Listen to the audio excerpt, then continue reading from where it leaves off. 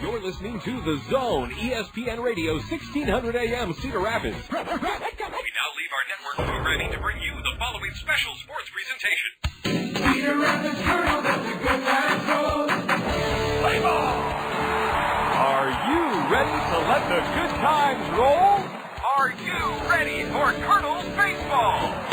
The Zone, ESPN Radio, 1600 AM, and the Class A affiliate of the Anaheim Angels welcome you to Cedar Rapids Kernels baseball. Now in his ninth season as the voice of the Kernels, here's John Rogers. Saturday afternoon baseball from Grand Rapids, Michigan, where the Kernels and Whitecaps have split the first two games of this four-game set. The Kernels blanking the Whitecaps 3-0 in the series opener Thursday night, and then being handed a shutout last night. The Whitecaps 2-0 victors in last night's ball game. It's a cloudy, overcast Saturday afternoon. The temperature's in the mid-50s, with the Kernels looking to up their first half record to 13-9, having gone 12-9 in the month of April. Our dugout interview guest is a familiar name to you, Kernel fans.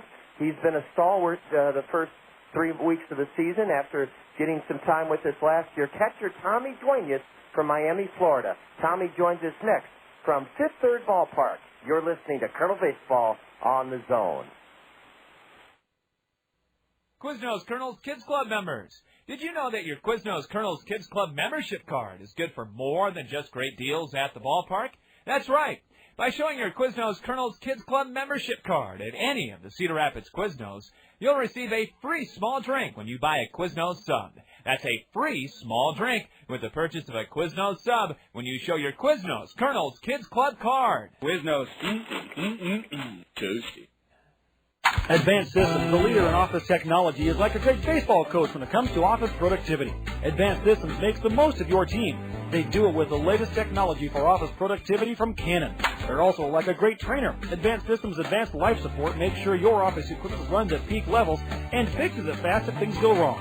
Hit it over the fence with Canon technology from Advanced Systems. Call 832-8291. This is for the 21st century with Advanced Systems. Colonel catcher Tommy Duenas, you've caught two brilliantly pitched games in this series. You were behind the plate Thursday night when Michel Samar threw a 3-0 shutout at these Whitecaps, and then you caught Abel Marino last night, his second great start. He only gave up a run in 6 innings. That has to make your job a lot of fun when you have that great pitching. Yeah, of course, John. It makes it easy when a pitcher goes out and he's having a great day, and all you got to do is pretty much throw down what you think his best pitches at that moment and hit the spots, and you have a shutout like Samar threw yesterday, and a 3-hitter like Moreno threw yesterday, 1 run. Hopefully we just got to get more offense to back that up. And I think our ball club will turn the corner with the bats. We'll talk about that in a moment, Tommy, but let's start with Abel Marino's second fantastic outing in a row last night. We just didn't get him any runs, squandered some chances early with some bad base running and some misfortune, but Abel Marino is a guy who won 10 games, 10-0 with Provo last year. We just got a sneak peek at him at the end of last season, but he started a little slowly in his first 2 starts, but what's made him so effective? What was he doing last night? I know for one thing, Tommy, he was getting ahead of the hitters.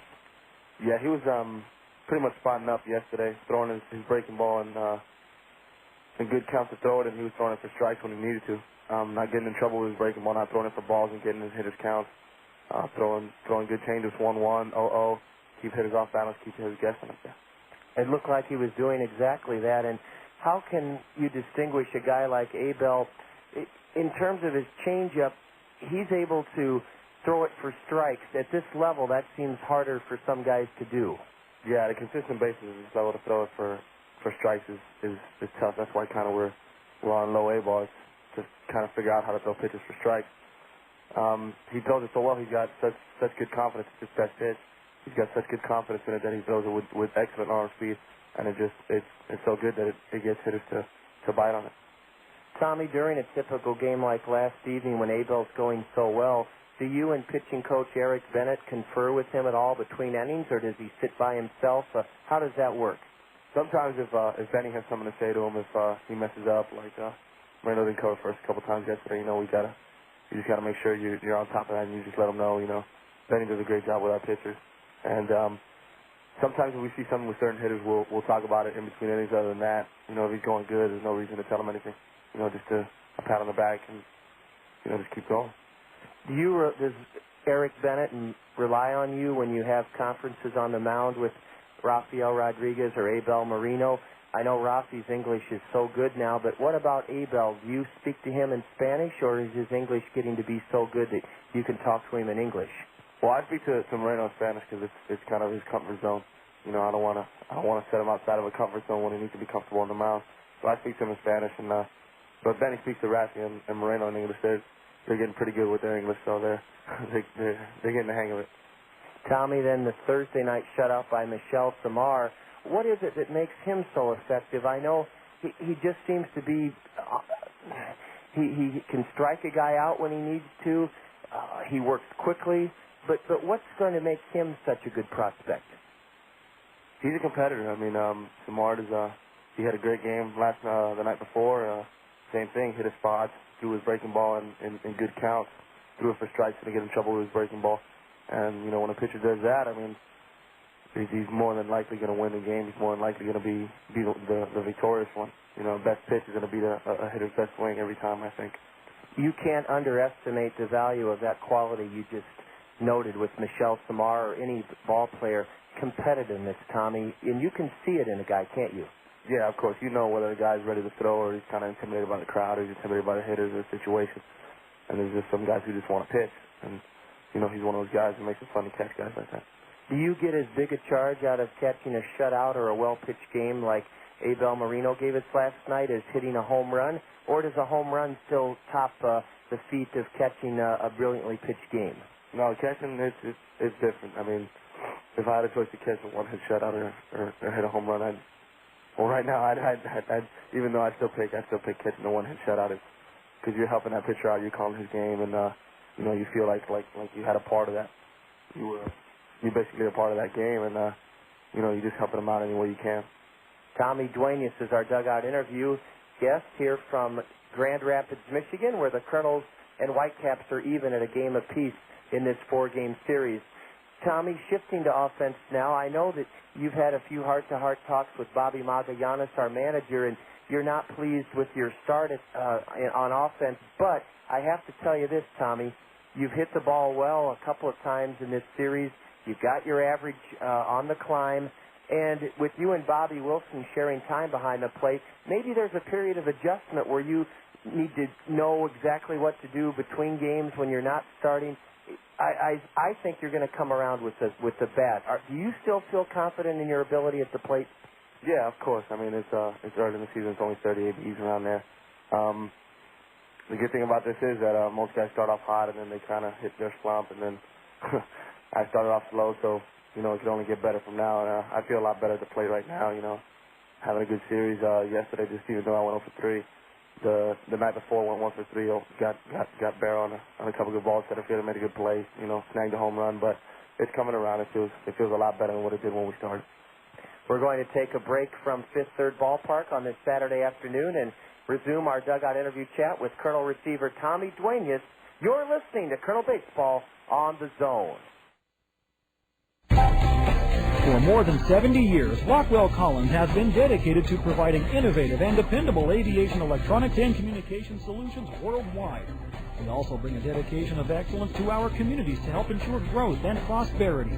The long-standing partnership between Rockwell Collins and the Kernels is one way we're enhancing the quality of life in our community and making Cedar Rapids the best place to live and work. Rockwell Collins and the Cedar Rapids Kernels, partners on and off the field. Termites feasting, fishing, tackle, paints and spackle, tubs, jacuzzis, tapes and movies, everything from A to Z. Tile and lumber, tons of plumbers, elevators, coffee makers, radiators, party favors. Take a look and you'll see. Let your fingers do the walking through Yellow Book. The other book.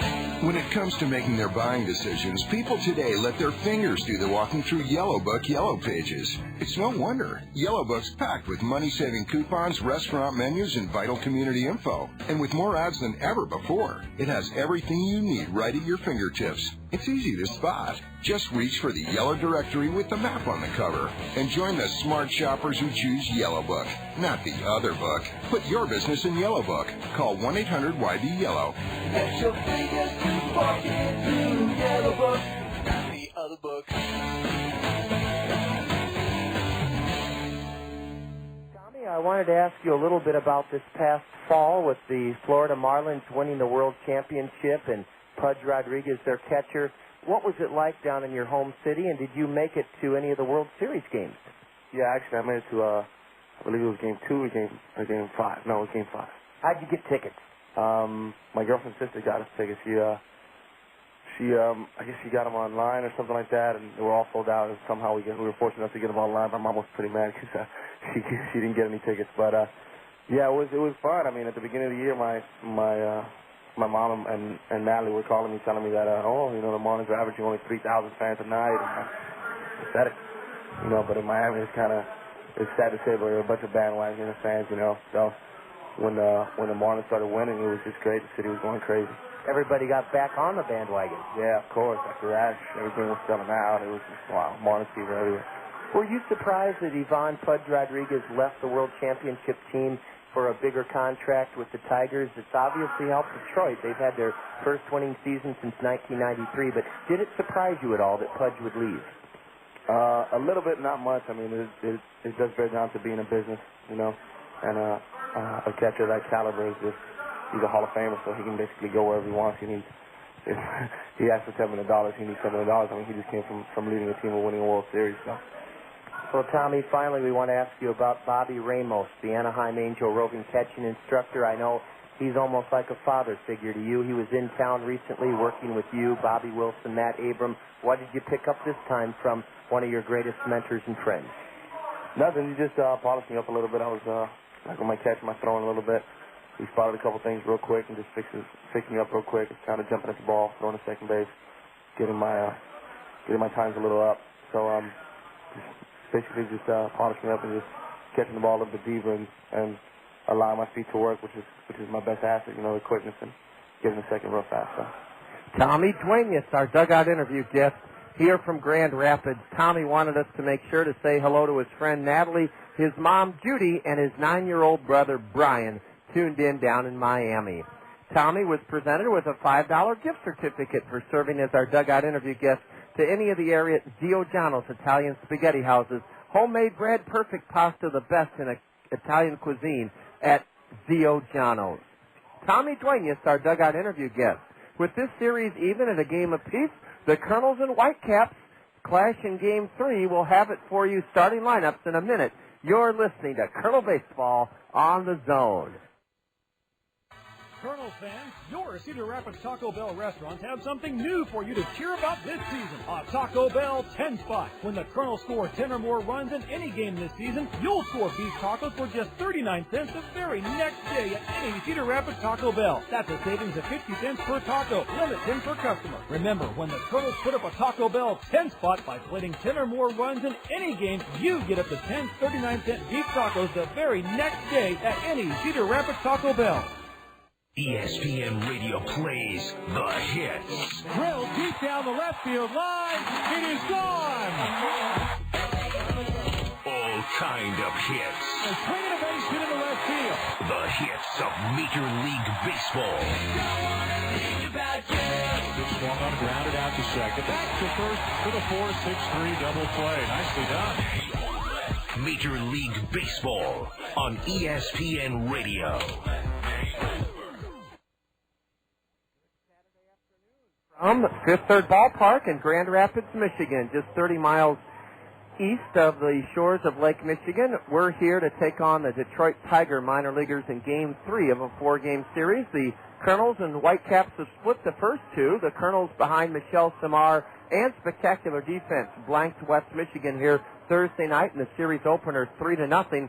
Then last night, the Whitecaps turned the tables on us. A couple of early inning base running miscues and failure to capitalize on opportunities hurt the Kernels as we were blanked 2-0 last evening. The Kernel loss here, coupled with a Clinton rainout, has the Kernels in second place, a tie for second with Kane County, 1/2 game behind Clinton, The Clinton Lumber Kings were rained out last night at Alliant Energy Field. They'll host Beloit in a doubleheader this afternoon and this evening.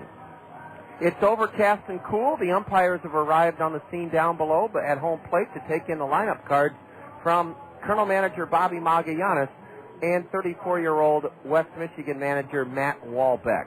Let's set the starting lineups first for the Whitecaps. They've won 8, they've lost 13, and they're 7.5 games back of Eastern Division leading South Bend. West Michigan in the cellar in the 6-team Eastern Division first half standings. Vince Blue, a left-handed hitting leadoff batter, will be in center field for West Michigan. Batting second, a switch hitter out of Purdue University, third baseman Nick McIntyre. Switch hitter Tony Giartano is the shortstop. His bunt helped the Whitecaps take the lead in last night's game. Tony Giartano bats third at short. Big Kelly Hunt, 6'5", 240 pounds, will hit cleanup, and he's West Michigan's first baseman. 3 hits in the series for the Whitecap catcher. That's Danilo Sanchez. Danilo Sanchez will hit fifth and catch. He's batting .366. Richie Burgos will serve as the designated hitter today for the Whitecaps. Burgos will hit sixth. Batting seventh in right field, Garth McKinney. Juan Francia, in his third year as a West Michigan player, will see his first action in this series. Francia, a switch-hitting second baseman, bats eighth. And batting ninth, also in his third year with the Whitecaps, is Jason Knadler. He's from Springfield, Illinois, and went to Miami of Ohio. Knadler in left field bats ninth. On the hill for the Whitecaps, coming off a 7-3 win in his last start Sunday against the Battle Creek Yankees in Cereal City, USA, Jordan Tata. Jordan is 6'6", 220. He's from Dallas, Texas, and he went to Sam Houston State University. Jordan Tata, T-A-T-A, 4-3 in his rookie year of pro ball with Oneonta last year, and he was a Tigers 16th round pick in the draft last June. Tata is 1-1 and lost 3. His ERA is good, 2.84. That's how the Whitecaps line up on this overcast, cool Saturday afternoon. Allen Motor Company now brings us the Allen Motor Company Kernel starting lineup. Allen's spring cleanup sale is in full swing. We've been telling you about it the last 10 days or so, and for good reason. The best prices of the year on new cars at Allen Motor Company during their spring cleanup sale. 2004 GMC Sierras are spring cleanup sale priced at Allen for just $15,999. That's a savings of 23% on 2004 GMC Sierras at Allen. 2004 Cadillac CTSs, 0 down. You can drive away with one of those 2004 Cadillac CTSs for just $29,999 at Allen Motor Company during their spring cleanup sale. 2004 GMC Envoys are spring cleanup sale priced at a savings of over $6,400 now at Allen's. Those 2004 GMC Envoys are spring cleanup sale priced at just $25,999. Allen Motor Company, I-380 and Boyson Road, exit 25, the home of great values this spring during Allen's spring cleanup sale. We encourage you to visit them. They're open late Monday until 9 o'clock. The Allen Motor Company Kernel starting lineup has Brandon Wood leading off. He's the shortstop, tops on the team with 16 RBIs. Matt Pauley added to his team high average with 2 hits last night in the Kernel shutout loss. Matt's in left field, and he's hitting .340. Hitting third in the Allen Motor Company order in center field, Blake Balcom. Matt Brown is the cleanup hitter in the Allen Motor Company order, and Brown is at third base. Caleb Mayer getting his first action since last Sunday at home. Mayer, the designated hitter, will bat fifth. In right field, it's Aaron Peel. Peel will hit sixth in the Allen Motor Company order. Batting seventh, seeing his first action in the series behind the plate, Bobby Wilson. Matt Abrams at first base, he'll hit eighth. And batting ninth, Howie Kendrick at second base. Rounding out the Allen Motor Company Kernel starting lineup, making his third start of the year, no record, 23-year-old right-hander from Utah, Chris Hunter. Chris, a no decision in a Kernel 2-1 win last Saturday at home against Kane County, went 4 innings, gave the Cougars only 1 run on 2 hits, struck out 5, and walked 5. Chris Hunter, a 6'4", 205-pound right-hander, 41st round pick by the Angels last year, on the hill for the Kernels. As the Whitecaps take the field, Anderson and Brown Eye Care is proud to present our Anderson and Brown Eye Care umpiring crew. Anderson and Brown Eye Care is a Bosch & Lomb contact lens specialist, and Anderson and Brown Eye Care is a leading dispenser of contact lenses in eastern Iowa. They have locations inside Lens Crafters in Westdale Mall, Coral Ridge Mall in Coralville, as well as North Park Mall in Davenport. Anderson and Brown Eye Care brings us the umpiring crew. Behind the plate, Dixon Sturman, and his partner on the base paths is Eric Stahlbusch. Their version of the Cost Cutters Dream Team is taking the field with the Whitecaps as they have rushed out of their first base dugout. The Kernels are in their red-trimmed gray road uniforms.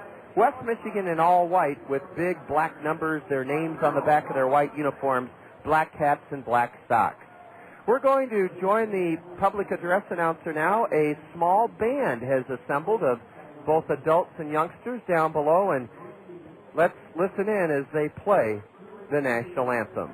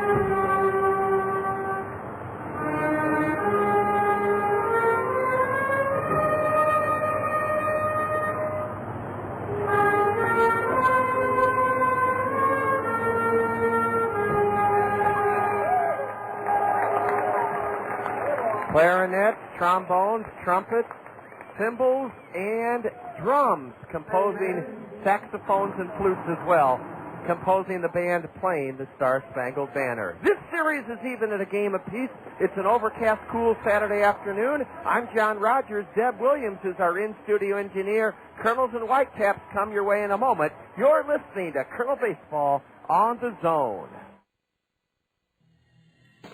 Whether you're a serious athlete or a weekend warrior, injuries can take you out of your game.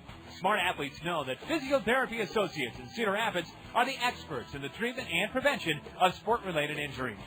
Our expert staff serves the metro and surrounding area high school athletes. Physiotherapy Associates of Cedar Rapids, the smart choice in sports medicine. Call us at 398-1569. That's 398-1569. We'll get you back in your game today. Who's that cool cooking man? King of the grill, who's your patio? Your patio. Charbroiled, sausage flipping man with the buzz. Who's your patio? Your patio.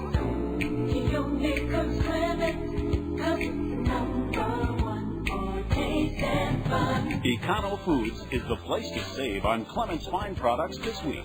Shop Econo Foods for hot pricing on Clement. Game time temperature here in Grand Rapids is, I'm going to estimate, about 54 degrees. And Brandon Wood will serve as the leadoff batter this afternoon to face right-hander Jordan Tata. West Michigan has a record at home of 4-6. On the road, they're 4-7. The Kernel road record this season is an even 500, 5-5. Brandon Wood hitting .257.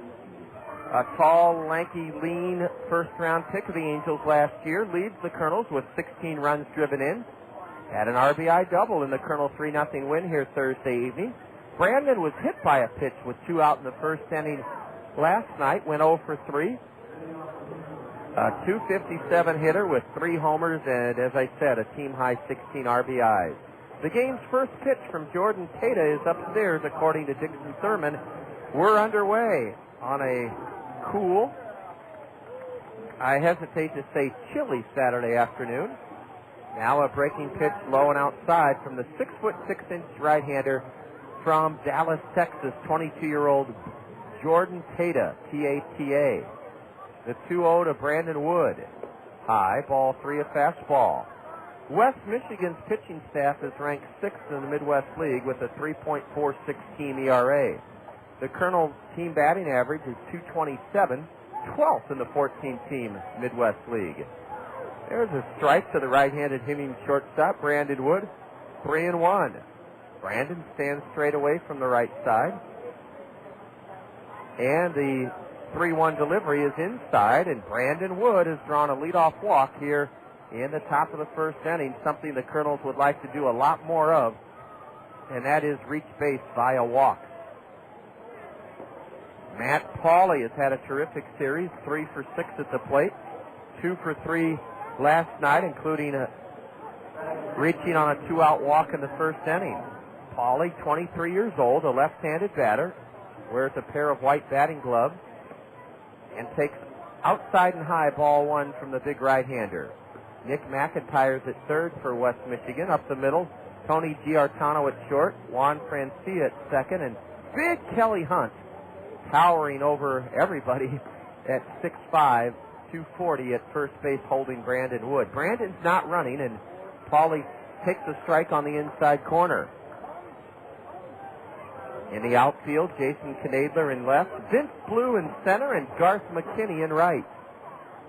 Bleachers in right center field, and there's about 100, 150 folks out in those blue-backed aluminum bleachers in deep right center. Picnic deck in left is vacant this afternoon, but the picnic deck with the roof on top in right field does have some folks enjoying this Saturday afternoon action. A throw to first, and Brandon Wood got back safely. Now Matt takes just low for ball 2, according to Dixon Sturman, the plate umpire. The Kernels start play today a half game behind Clinton. The Lumber Kings were rained out at home last night. They'll play Beloit in a double dip. The Kernels and Kane County 12-9, a half game back of the first place Lumber Kings. The throw to first, and Brandon Wood got back in hand first. The Kernels really were hurt last night when their first 2 men reached on singles in the second inning, but both were picked off. Here's a line drive smashed into right field, the 4th hit of the series for Matt Pauley, and it sends Brandon Wood to second base. Matt Pauley ripped the single into right, hit it so hard that Brandon Wood had to hold at second. Matt Pauley adds to his team-high .340 batting average with a solid base hit into right field. Now let's see if Blake Balcom will be bunting or swinging away. Balcom, a 5th-round pick of the Angels last year out of Florida State. Played at Chipola Junior College before he became a Seminole. He knows Jake Mathis very well, former Kernel. A slider is down and in from the right-hander. Jordan Tata, has pitched 19 innings in 4 previous starts. He's allowed 18 hits in 19 innings, struck out 11 men in 19 innings, walked 8. The league hitting .243 against the 6'6" right-hander. Blake Balcom's a right-handed hitter, straightaway stance, bats from a deep crouch, and ball 2 sails high and inside to the Kernel center fielder, Blake Balcom. Blake is batting .271. He's belted 2 home runs, driven in 10, has 4 doubles. Blake did not play last night, and the Kernel lost. Nothing for 3 Thursday night, but had a big sacrifice bunt that helped the Kernel score 1 of their 3 runs. Balcom swings at a pitch above his chin, a fastball. Strike 1. The wind is not a factor here today. The flag in left center, absolutely calm. It's 4:02 to dead center here at Fifth Third Ballpark. 3:17 down the left field line. 3:27 down the right field line.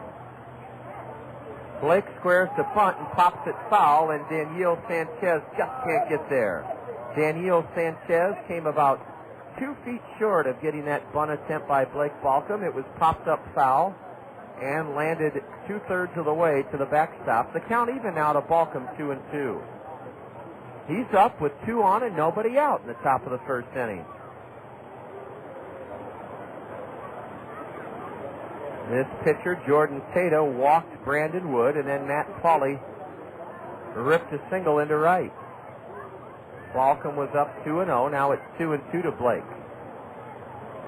Big right-hander sets and delivers high and away, ball 3. It didn't miss by much. Outfield plays Balcom straight away. An 8-foot-high wall, padded with symmetrical dimensions here at Fifth Third Ballpark. Multicolored advertising panels on the 8-foot-high padded wall. Are the runners going on this payoff pitch? No, they are not. And Blake Balcom golfs one foul high in the air into the reserve seat way down the right field line. No grandstand roof here at Fifth Third Ballpark. And I am surprised the umpires hasn't asked for the lights to be turned on. That's how overcast it is. Brandon Wood at second, Matt Pauley at first for Blake Balcom. Another payoff pitch. Swing and a miss, a high fastball.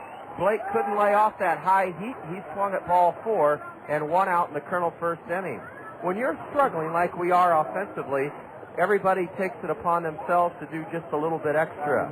And rather than lay off that high fastball, Blake tried to do something a little bit outside of anybody's capability. So now it'll take something in the way of a hit from Matt Brown or Caleb Mayer if the Colonels are to capitalize on this first inning scoring chance. I guess Jordan Tater remembered earlier in this sequence that he got Blake to swing at that high fastball, and that's what did Blake in. Matt Brown, a .215 hitter, takes a strike on the inside corner, a fastball. Brown has a home run and 12 RBIs. 1 for 3, hit by a pitch in the 4th inning last night, a 2-out single in the 9th. Gave us a chance to tie the game, or to even go ahead. Actually, it was Nick Kimpton at the plate with 2 on and 2 out in the 9th inning. He swung at the first pitch from reliever Chris Homer and popped up to end the game. A curve, low and away, and it's ball 1 to Matt Brown. Brandon Wood at second, Matt Pauley at first for the Colonel cleanup hitter. Long look, and now a pitch high and in. Daniel Sanchez was cocking the ball behind his back ear to throw in behind Brandon Wood at second. He lost the handle. Brandon dove back into second safely without a throw. Matt Brown ahead on the count 2-0. Blake Balcom was ahead 2-0. Ran the count full, and the big right-hander got him to swing at a high fastball for strike 3. Matt corks one hard into center, but right at Vince Blue, who has it. Oh, Matt Brown hit it a ton. A line drive right at Vince Blue for the second out of the inning. 2 out, 2 on. And the Colonels send in Caleb Mayer. Caleb has not played since last Sunday. The DH batting .211, no home runs, 5 RBIs. Caleb hit .233 in 92 games as a Colonel last year. I'll never forget his first game at Theo Brown Stadium in Battle Creek. I think he had 5 hits. A strike called to Caleb. The key batter in this inning, Blake Balcom, ahead 2-0. And then the count went full, and Jordan Tater, you've got to tip your cap to him. He got Blake to chase a high fastball. A curve to Caleb, strike 2 on the outside corner. Now Jordan Tater within 1 strike of getting out of a first and second nobody out jam.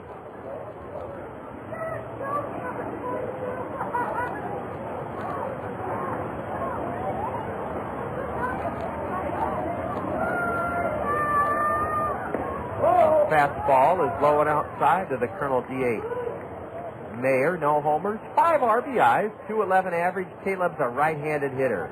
Stands straight away from the right side. Vince Blue shades him into right center. A curve is mashed on the ground to short. Backhanded by the shortstop. He throws in time, and the Kernels are gone in the first inning. Oh, brother. Caleb Mayer hit it hard to deep short. Backhanded by Tony Giartano, and he threw in time to get Caleb. The Kernels put their first two on, but do not score in the first half inning. No runs, one hit, a walk. There were no Whitecap errors. The Kernels leave two aboard, and after one half inning, Kernels nothing. West Michigan coming to bat. You're tuned to Kernel Baseball on the Zone. Multitasking is today's buzzword. We're parents, employees, board members, spouses, caregivers. The list goes on. Your local Pekin Insurance Agency, Sheets Forest Draper Insurance in Marion, is great at multitasking, too. Sheets Forest Draper will find the right insurance coverages for you. See Scott Draper of Sheets Forest Draper for coverages on your home, auto, life, health, and business. Finding the right insurance is one less task for you to do when you depend on your hometown professionals with Pekin Insurance. Dick Ramsey is the #1 home seller for the #1 real estate company, Skelton Realty. That means when you're marketing your home for sale or searching for the ideal home to buy, Dick Ramsey's home team will get you the results you deserve. Dick Ramsey's home team has the best deal going. Buy one of their homes, and Ramsey will buy yours. That's the winning edge Dick Ramsey's home team will deliver to you. Dick Ramsey, the #1 home seller for the #1 real estate company, Skelton Realty. Hey, I'm Hank, driver rig for Hockey Inc. Hauling hockey all across America on a weekly basis. Chances are I'm on the road with you right now, loaded up with this week's shipment of 100% pure All-American hockey. Just a solid blend of work ethic, discipline, and teamwork. Made fresh, delivered fresh. So if you see me coming up in your rear view, make way. Move it along, Sally. This ain't a parking lot. The NHL on ESPN. Made in America, delivered on Thursdays. Right-hander Chris Hunter, in 2 previous starts, has no record. He's pitched 12 innings, surrendered only 7 hits in 12 innings. The 6'3" right-hander has walked 11 men in 12 innings, struck out 10, an ERA of 1.50. The league hitting 184 against Chris Hunter. Vince Blue, 1 for 7 in this series. Left-handed hitting leadoff batter. Lines the first pitch on one hop to Howie Kendrick at second. Howie gets the speedster Vince Blue on a one-hopper. Vince Blue, very, very assertive at the plate. Stepped into the first pitch from Chris Hunter and hit a one-hop bullet at Howie Kendrick's abdomen, and Howie reacted quickly, fielded it cleanly, and threw out Vince Blue. Blue was 0 for 4 last night. A .292 hitter who doubled in the 7th off of Alan Buckley to give West Michigan a 2-0 lead. Nick McIntyre, no homers, his RBI double last night in the 7th, his second run driven into the year, and a strike called from Chris Hunter. He's flanked by Matt Brown at third and Matt Abram at first. Swing and a miss by the switch hitters out of Purdue, strike 2. Up the middle, Brandon Wood at short, Howie Kendrick at second. The center fielders, Blake Balcom. To his right and left is Matt Pauley. And in right field is Aaron Peel. A ground ball foul into the Whitecap right field bullpen. Strike 2 to Nick McIntyre, or the count remains 0-2 rather. Chris Hunter works quickly. The 6'4" right-hander delivers a changeup low for ball 1. Tommy Duenas was our dugout interview guest. The catcher this afternoon for the Kernels is Bobby Wilson. A high fly ball off the fist into left center, and coming in to grab it is Matt Pauley. Nick McIntyre flies out to left for the second out here in the first inning for West Michigan. Tony Giartano played an instrumental role in helping the Whitecaps break a scoreless tie in the 4th inning last night. He bunted his way on and scored. He was 1 for 4. He bats with 2 out and nobody on in West Michigan's first inning. Tony Giartano is a switch hitter batting left, and he takes the strike called. As you're out and about doing your Saturday errands or chores or running around town, Giartano takes strike 2 called. I want to remind you that today and tomorrow, Peck's Flower and Garden Shop, 33% off regular price on all of their potted and ready-to-plant trees. A ground ball to third by Giartano, and Matt Brown throws high, but a good stretch by Matt Abram helps out the Colonel third baseman. Tony Giartano hit a worm burner to third. Then he was thrown out by Matt Brown. A 1-2-3 inning for Chris Hunter. Let me tell you right now, and I'll have more later on the Arbor Day sale at Peck's Flower and Garden Center. Now through tomorrow, you can select a healthy, hardy tree from Peck's large selection, potted and ready to plant. All potted, shade, flowering, and fruit trees are on sale through tomorrow at 33% off the regular price. You can choose from great favorites like maple, oak, fruit trees, flowering, crab apples, red buds, and others. They're on sale through tomorrow at Peck's. 33% off the regular price in honor of Arbor Day. And I'll remind you more about it as we go along here today. After one inning, the Kernels and Whitecaps no score. You're listening to Kernel Baseball on the Zone.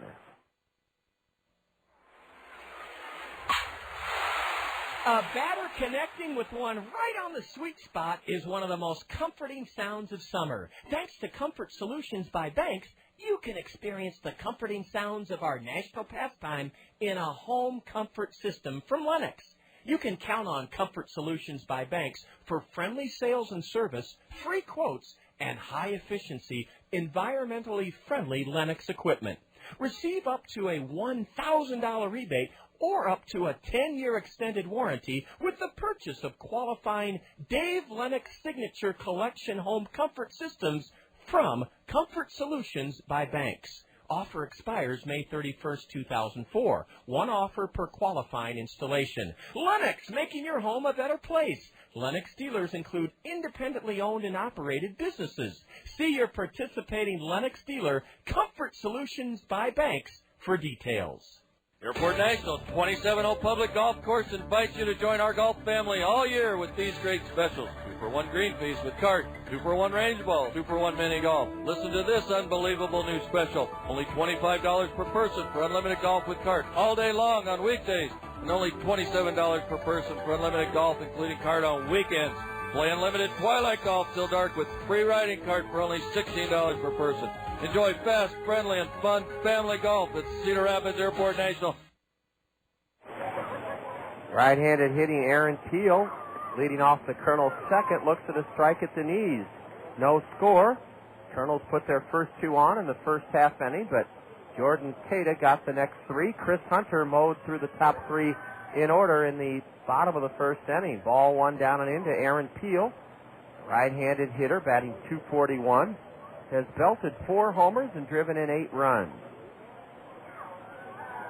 Teal taps one over the mound. It's fielded in front of the bag at second by the shortstop, Tony Giartano, and he whips his throw in time to get Aaron Teal. Aaron Teal taps out as he bounced one over the hill where Tony Giartano ranged in and got him. One away in the Colonel's second for Bobby Wilson. Bobby's seen his first action in this series. Hitting at .205 on the year, no homers, 3 RBIs. Bobby's a right-handed batter. Ball one just missed inside and low to Bobby Wilson. We play here again tomorrow afternoon, 12:40 dugout interview time. 1 o'clock first pitch. Ball 2 has Bobby jackknifing out of the way. Then it's back at home for an 8-game homestand starting Monday night, 6:30 versus the Fort Wayne Wizards. Gates open at 5:30. Our first noon game is Thursday. Here's a drive ripped into left, but right at Jason Knadler. Oh, Bobby Wilson turned on a 2-0 pitch and drilled it into left, but right at Knadler for the first out, or the second out, rather, of the Colonel's second inning. Our first noon game is Thursday, the 6th of May. We play Monday night, Tuesday night, Wednesday night at home. 6:30 starts, and then a noon game on Thursday, then a weekend series against the Kansas City Royal minor leaguers, the Burlington Bees. Strike one is in on the inside corner to Matt Abram. Matt hasn't played since last Monday in limited duty with the Colonels this year. He's batting .115, no homers, 5 RBIs for the right-handed batter. Abram hits one high high and deep to left center. Back goes Knadler, and Jason Waitson has it. Matt Abrams skies to left to end the Colonel second inning. The Colonels go in order in the top of the second, and after an inning and a half on this cloudy, overcast, cool Saturday afternoon, the Colonels in West Michigan are scoreless. And you're listening to Colonel Baseball on the Zone. Any high school athlete can be the next TV9 Cedar Rapids Dodge Athlete of the Week. First, nominate your athlete Saturday through Monday from any sport at any high school in the TV9 viewing area. Do it on the Zone1600.com, KCRG.com, or call Newsline 9 at 365-9999. 365-9999. See the weekly finalist Tuesday on TV9 News at 6. Then vote for your favorite. Vote at the Zone1600.com, KCRG.com, or on Cityline. In Cedar Rapids, it's 363-7000. Check local listings for the number. Then enter category prep. That's category 7737. And finally, hear the winner with Scott Unash on game day here on The Zone. See the winner's gallery on the Zone1600.com. And meet the winner Thursday on TV9 News at 10. The TV9 Cedar Rapids Dodge Athlete of the Week on KCRG TV9 and here on The Zone ESPN Radio 1600 AM. You've got game day on The Zone, and it's game day every day at St. Andrews Golf Course. Wednesdays it's game day with a $25 entry and no greens fees. Play for St. Andrews gift certificates for individual and team awards. Call 393-9915 to register for the 1 p.m. shotgun start. And there's a game all the time at St. Andrews. Call us any day of the week for the lowdown on registration and start times. 393-9915. St. Andrews Golf Course, where there's always a game. Kernels nothing, Whitecaps nothing. Bottom of the second inning on a cloudy, cool Saturday afternoon. We're glad you're spending it with us here on KCRG. Deb Williams, our in-studio engineer. I'm John Rogers. 6'5", 240-pound Kelly Hunt, who hit .439 in his senior year last year at Bowling Green State, will lead off for the Whitecaps in the bottom of the second inning. Ball one is inside from Chris Hunter. Kelly Hunt hitting .250, 2 homers, 13 RBIs, a mammoth man, a right-handed hitter. He taps one to the right side, past Chris Hunter, shallow second, and submarining the throw to first to get the big guy is Howie Kendrick. Kelly Hunt taps that one just to the right of the mound, just to Chris Hunter's left. Chris, fully extended, tried to get to it.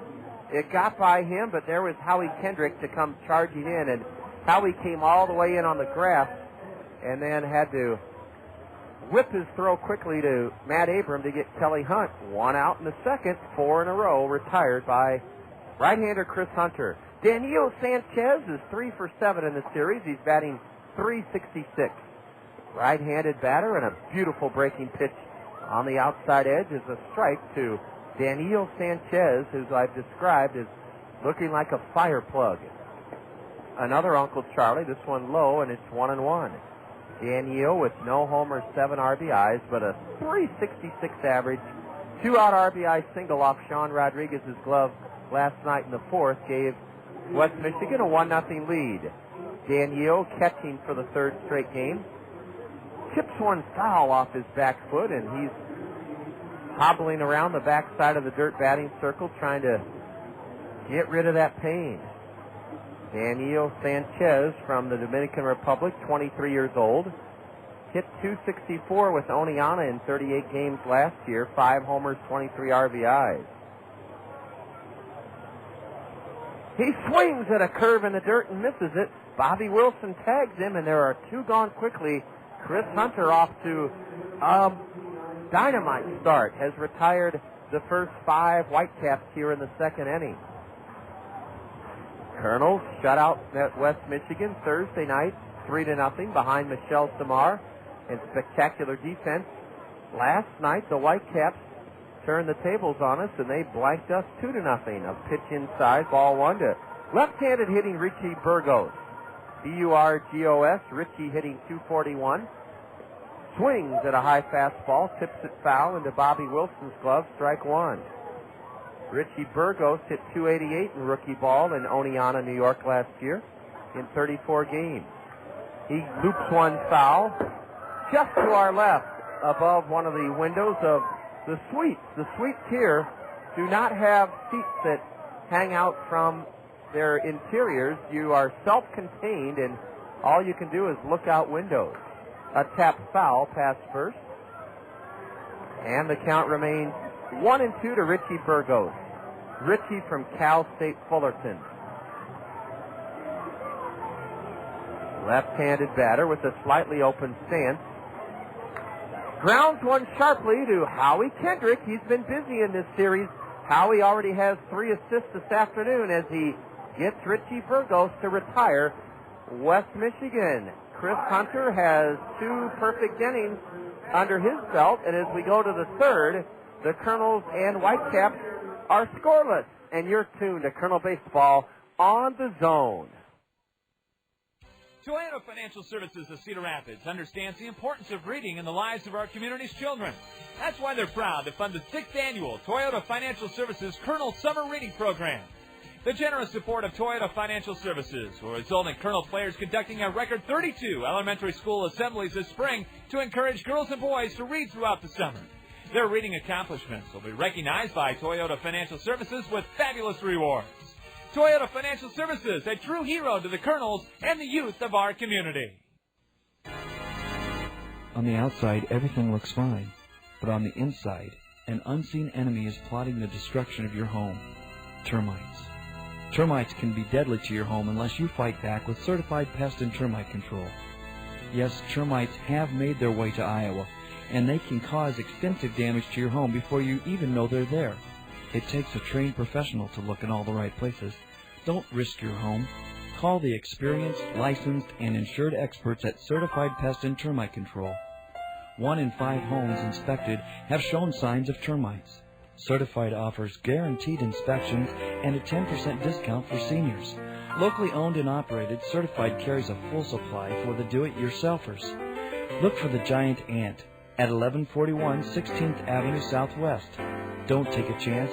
Call Certified Pest and Termite Control today. We've had crowds of just over 3,600 for Thursday night and Friday night here in Grand Rapids. This afternoon, I would say, somewhere in the neighborhood of 3,200. Howie Kendrick is the number 9 hitter today. He's trying to break out of the throes of a 1-for-20 tailspin. Howie hitless in this series, a right-handed hitter. Takes a strike at the knees from Jordan Tata. We'll have our Kernel Roadshow Trivia Challenge question for you in the top of the 5th inning today. So be ready to log on to our website. A ground ball to shortstop. Giartano's been busy, and he throws out Howie Kendrick. That's 3 assists for the Whitecap shortstop, Tony Giartano. 1 out in the Kernel third, no score. Last night, our Kernel Roadshow Trivia Challenge question asked who the 38-year-old Detroit Tiger was who slugged 40 home runs in 1985 to become the oldest player to win a home run title. Kim Belks logged on to our website to answer the Kernel Roadshow Trivia Challenge. And Kim, congratulations, you answered correctly. Darrell Evans, 38 years old as a Tiger in 1985 when he hit 40 home runs to become the oldest player to win a home run title. A pitch inside to Brandon Wood. Now a changeup is a strike. Brandon walked to lead off the action this afternoon. We're scoreless in the top of the 3rd inning. Bases empty, 1 out as Wood takes strike 2 at the knees. A fastball. You too, like Kim Belks, can win a prize from the Jim Ritter Diamond Shop by logging onto our website in the top of the 5th inning for our Kernel Roadshow Trivia Challenge. A breaking pitch is downstairs, and it's 2-2 to Brandon Wood. The leadoff hitter takes a curve high and in for ball 3.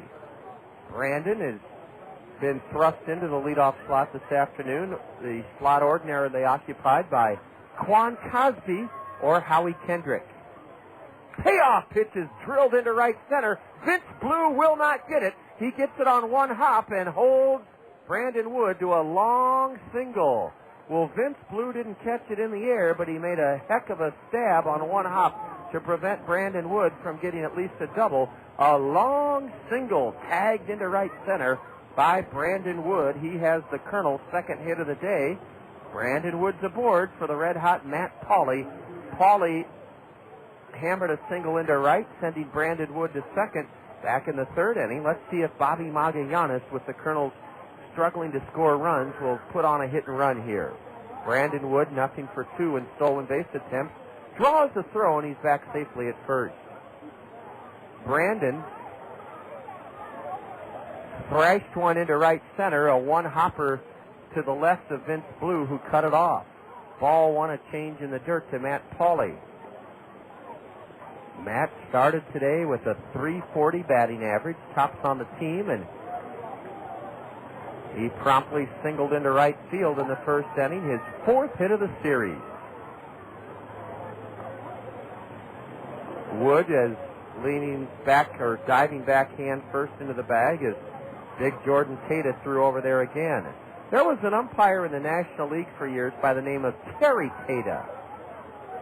A ground ball double play ball to second. Underhand Francia to Artano, and Tony Giartano to first for a double play. Matt Pauley hit it hard, but right at Juan Francia, who started an inning-ending 4-6-3 twin killing, and the Colonel offensive woes continue. No runs in the third, a one-out single by Brandon Wood. There were no Whitecap errors. A 4-6-3 double play ends the Colonel third inning. Nobody left.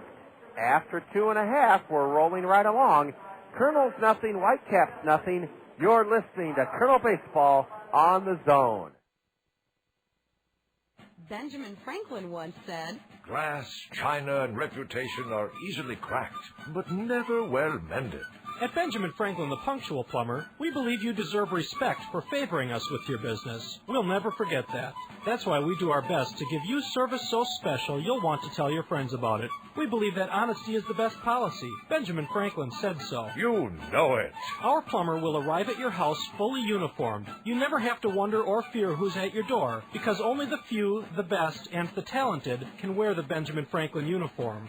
Our simple pricing system takes the panic out of calling a plumber. We give you the options first, and you grant approval before we do the work. There are never any surprises. Splendid. When we say we'll be there, or we'll give you a Benjamin Franklin, a $100 bill. Benjamin Franklin, the Punctual Plumber. I cannot see anyone but me. Baby, can't you see I know what's right for me? Don't tell me wrong from right. I know just what I like. Yeah, call me crazy, I don't care. Come feel the joy all around each generation. And time they got their own kind of sound. Come to shout it out. It's that time, Betsy.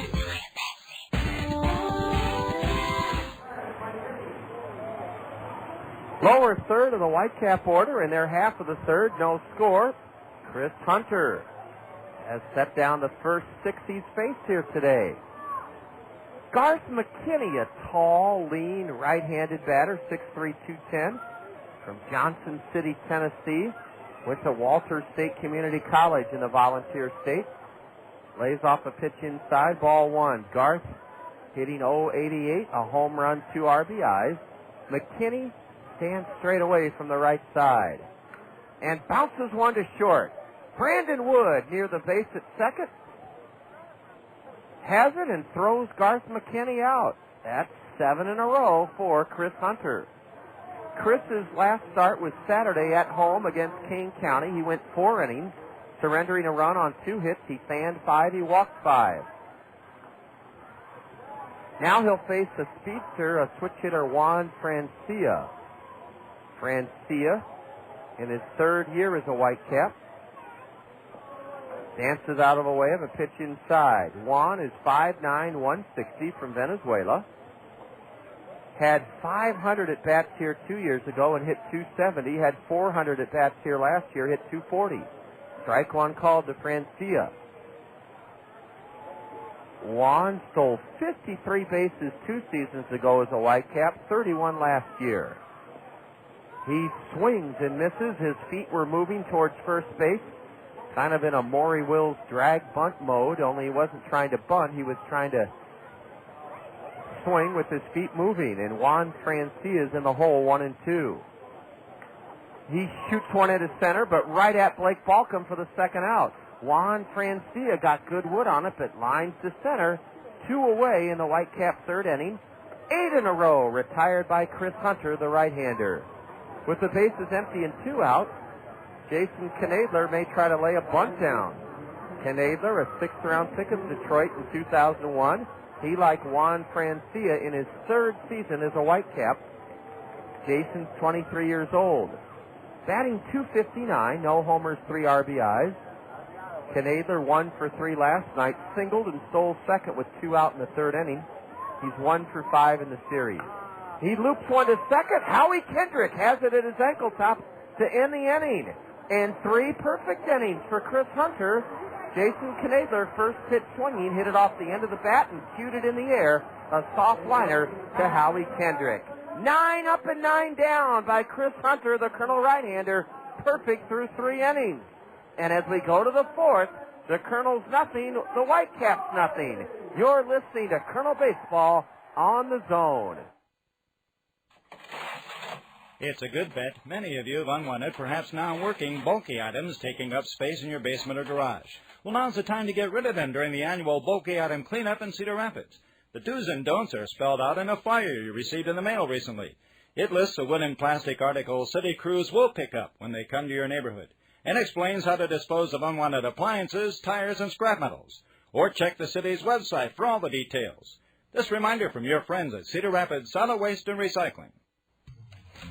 Checking out the classifieds? Yeah, I'm tired of working at dead-end jobs. I want to work for a company that offers opportunity. You know, I just got a job at Access Direct, and they're looking for people like you. Really? What makes Access Direct so different? I'm making $9 an hour, and I'll be getting a 50-cent increase within 6 months. Plus, there's always room for advancement. How about benefits? Access Direct has a full benefit package that includes 401k. And vacations? Access Direct offers 10 days vacation plus holidays. Why am I looking in the classified? Put that paper down. Can we go to Access Direct right now so I can apply? Let's go. Don't settle for just any job. Find your future at Access Direct. You'll enjoy a relaxed, friendly work environment, and you'll work with great people just like yourself. Plus, you'll receive a competitive wage, benefits, including 401k, 10 days vacation, and holidays off. Check out Access Direct today. Corner of Wiley and Williams Boulevard, and just off the Coralville Strip in Coralville. The Kernels and Whitecaps scoreless through 3 innings. The Kernels send the heart of the order against right-hander Jordan Cada here in the top of the 4th. Blake Balcom, a strikeout victim in the 1st inning. Balcom, a right-handed hitter. Tomahawks the first pitch foul, high up into the stands, down below, strike 1.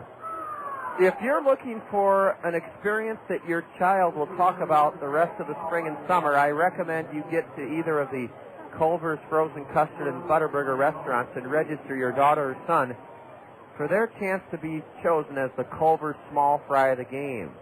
A fastball sails high and tight to Balcom, ball 1 to Blake.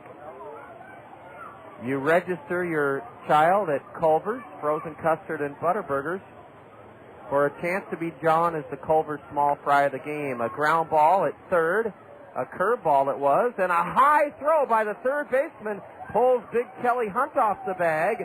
Nick McIntyre with too much on that throw, and he's committed an error, and that is the 3rd error of the season by Nick McIntyre. A routine bouncer to third, and he heaved it high beyond the reach of Kelly Hunt with his foot on the base. Kelly had to come off the bag, and Blake Balcom hustling down the line is aboard on an error committed by the third baseman. Maybe that'll be the spark that can ignite the Kernels out of their offensive doldrums. Matt Brown at the plate. Taps one foul off the plate, rolling toward the Colonel third base dugout. As the Culver small fry of the game, your daughter or son will get to take the field, take the diamond during a Colonel game between innings, and get the autograph of their favorite Colonel ball player on a Culver's cap. And then Mr. Shucks will present your child with a certificate, good for a free kids meal at Culver's.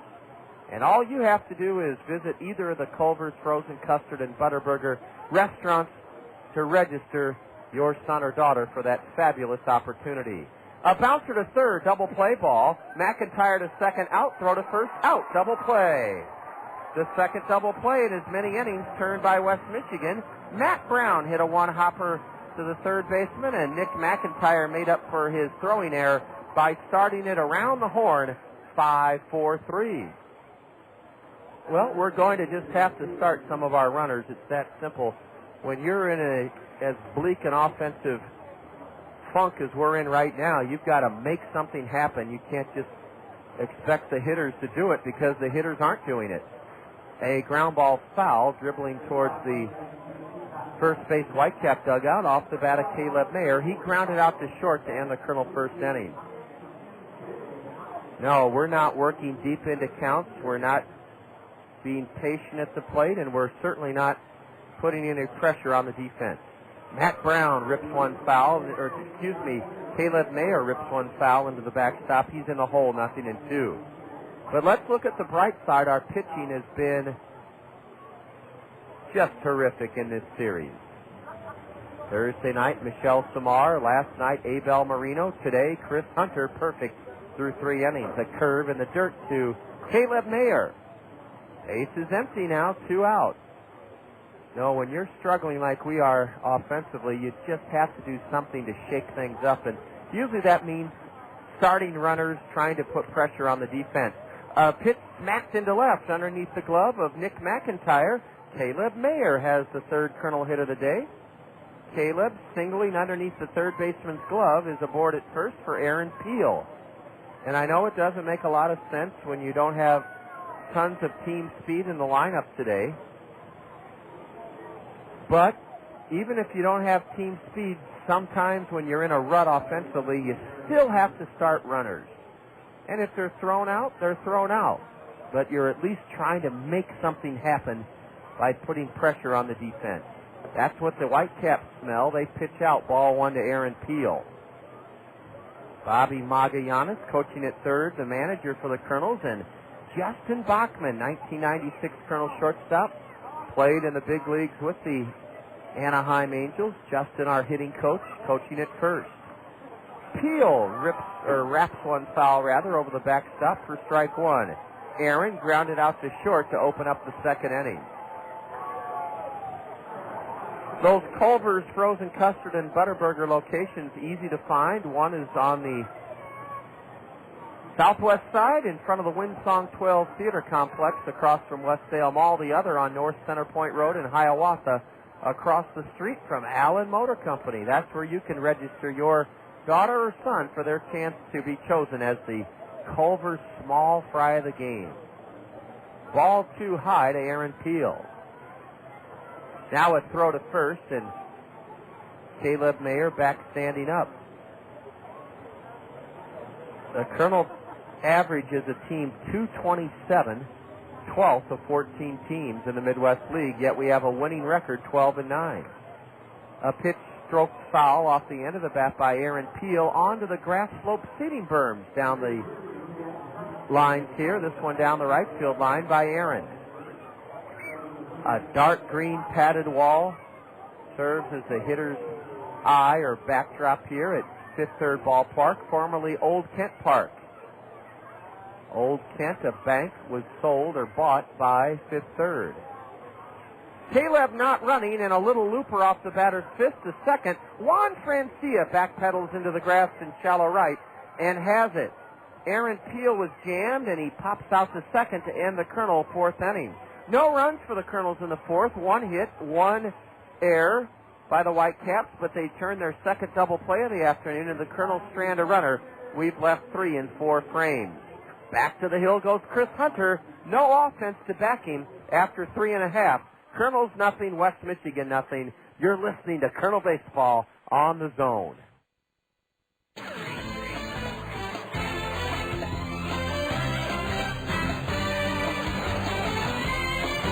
Here's hoping your weekend's off to a great start as we are into the month of May. And let's take a look at your upcoming sports lineup. Sunday the 2nd, Colonel Baseball gets things started at 12:40. Colonels conclude the road trip to West Michigan as they take on the Whitecaps. 12:40 your pregame. Then later on, it'll be the Diamond Gems Baseball Magazine at 5:40, followed by ESPN Major League Baseball. The Boston Red Sox taking on the Texas Rangers. Kernels back home on Monday, the 3rd of May, to open up a big, long homestand as they take on the Fort Wayne Wizards in the first of 4. 6:10 Monday night is your pregame. Same two teams go at it on Tuesday the 4th, Kernels against Fort Wayne. Again, that comes your way at 6:10. Wednesday, Kernels Fort Wayne, again 6:10 dugout interview time. Then on Thursday, the first noon home game of the year, 11:40 pregame. Kernels hosting Fort Wayne Thursday the 6th. That's your sports lineup. At Zimmerman's, we believe that the voice of the customer speaks the loudest. Let's hear what our customers have to say. We chose Zimmerman because our family has been buying cars. I guess we're probably the 3rd generation to buy cars here at Zimmerman. My family's bought 18 cars at Zimmerman's. 18. I ought to get a little bonus or something, wouldn't it? We build our reputation on one satisfied customer at a time. On behalf of everyone at Zimmerman's, I want to thank you for your business. Top of the order for West Michigan in their half of the 4th, no score. Runs have been hard to come by for both teams in this series. 3-0 Kernels in the opener Thursday night, 2-0 West Michigan last night, and no score this afternoon. Vince Blue, a one-hop bullet to Howie Kendrick to open up the Whitecap first, and ball one outside from Chris Hunter. Chris is wearing a long-sleeve red shirt underneath his Colonel Gray Road uniform, red socks. The Kernels in their all-red cap. Hunter delivers a strike on the outside corner to Vince. Blue hitting .286. 1 homer, 3 RBI. Vince 6'2", 180. Fouls one into the screen, strike 2. Blue is from Houston, Texas, and he was a Tiger 10th round pick in 2001. Vince in 70 games with Oneonta last year hit .288, a home run, or 2 home runs, 26 RBIs, and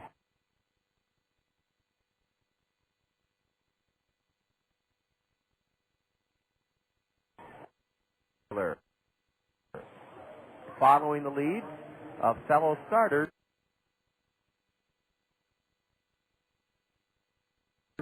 Michelle Samar and Abel Marino. One away for Nick McIntyre. He may try to bunt his way on. McIntyre flew out to left his first time up. Hunter has not been overpowering. 1 strikeout, but no walk, and getting ahead in the count. Swing and a foul into the Whitecap first base dugout, strike 1. Remember, our Colonel Roadshow Trivia Challenge comes your way in the top of the 5th inning. In order to participate and earn your chance to win a prize from the Bim Ritter Diamond Shop, you'll need to log on to www.kernels.com, and we'll have it for you in the top of the 5th when the Kernels next bat. A pitch in the dirt, ball 1 to Nick McIntyre. Nobody on, 1 out in the top of the bottom of the 4th for West Michigan. Ball 2 is high to the switch hitter.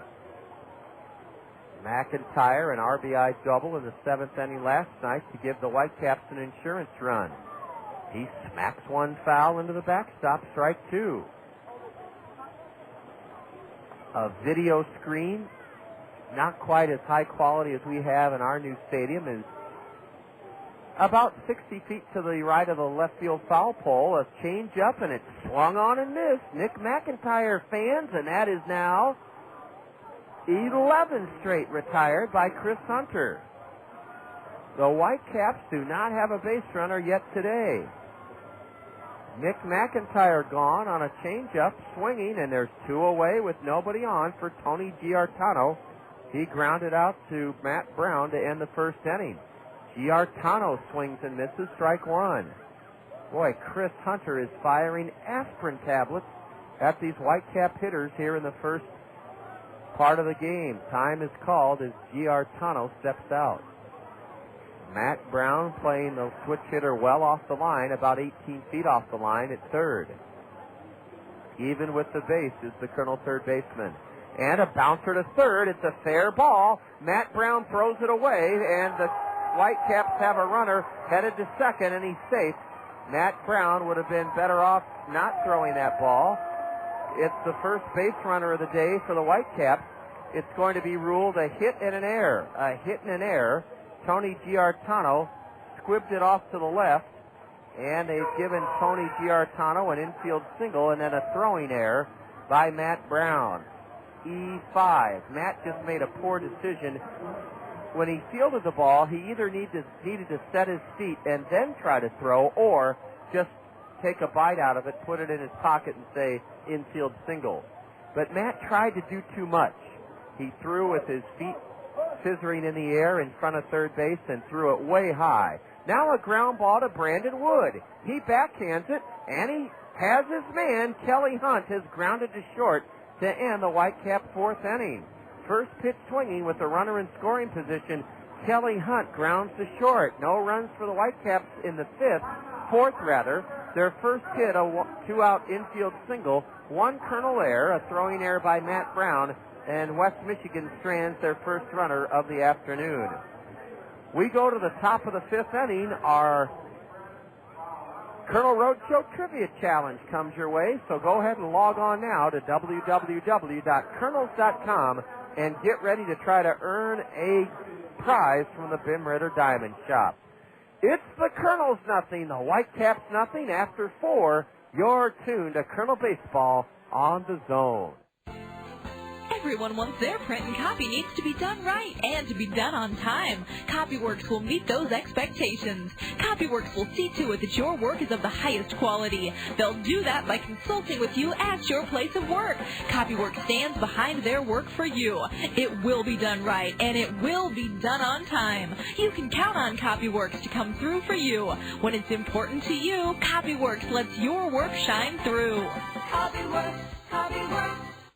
With all the talk about rising gas prices, doesn't it make sense to drive a fuel-efficient vehicle? You can when you buy with confidence at Randy Keel Honda. Get up to 51 miles to the gallon with the Honda Civic Hybrid. Every Honda model has awesome fuel efficiency. Don't wait for $2 a gallon gas to buy a fuel-efficient car. Not when you can save time and money now by previewing Randy Keel's fuel-efficient inventory online at randykeel.com. Right now, lease a 2004 Honda Accord LX for only $235 per month. At Randy Keel Honda, you'll find many great buys under $5,000 too. Randy Keel is the home of confidence, a 7-year, 100,000-mile guarantee. Randy Keel is dedicated on getting you the lowest possible price backed by the best service in the Midwest. Stop by and see for yourself at Randy Keel Honda, Center Point Road Northeast in Cedar Rapids, or visit them on the web at randykeel.com. Accord LX lease, 36 months, $14.88 due at lease signing. Includes first month's payment, security deposit, capitalized cost reduction, and excludes tax and license. A scoreless game after 4 innings. Jordan Cada misses low with a fastball to Bobby Wilson. Bobby hit the ball right on the button, but lined out to left. In the second inning, Wilson, a right-handed hitter, facing Jordan Cada, and a swing and a miss by Bobby on a changeup, strike one. Our Kernel Roadshow Trivia Challenge asks you now to log on to www.kernels.com. Swing and a miss on a curve, strike two. Once you've done that, click on the special link to answer today's Kernel Roadshow Trivia Challenge. Go ahead and do that now. Click on that special link to answer the Kernel Roadshow Trivia Challenge. Bobby Wilson stays alive by punching one high in the air foul down the right field line. In your email, we need today's date, May 1st, your name, your address, and your phone number. So go ahead in your email to us to answer our Kernel Roadshow Trivia Challenge. Give us today's date, May 1st, your name, address, and phone number. Bobby Wilson lines one fair over the third baseman's head, down the left field line, over to get it Jason Knadler. Bobby is into second, ahead of his throw with a leadoff double.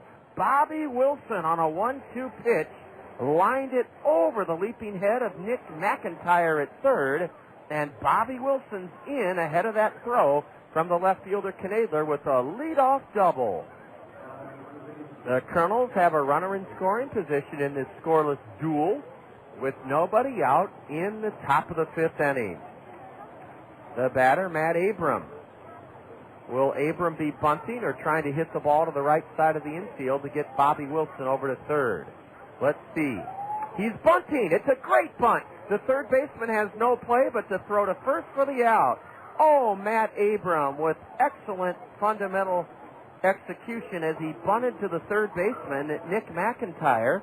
McIntyre came charging in on the grass and threw out Abram 5-3, but Bobby Wilson is at third with only one out for Howie Kendrick.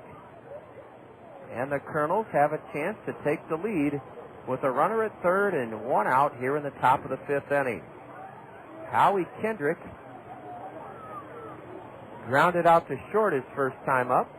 He loops one into right field. It will be caught. The runner tags and will try to, no, he'll hold up. And, Howie Kendrick, first pitch swinging, lines out to right for the second out of the inning. I'll be darned. A line drive right at Garth McKinney, and Bobby Wilson could not score as Garth McKinney got it back in.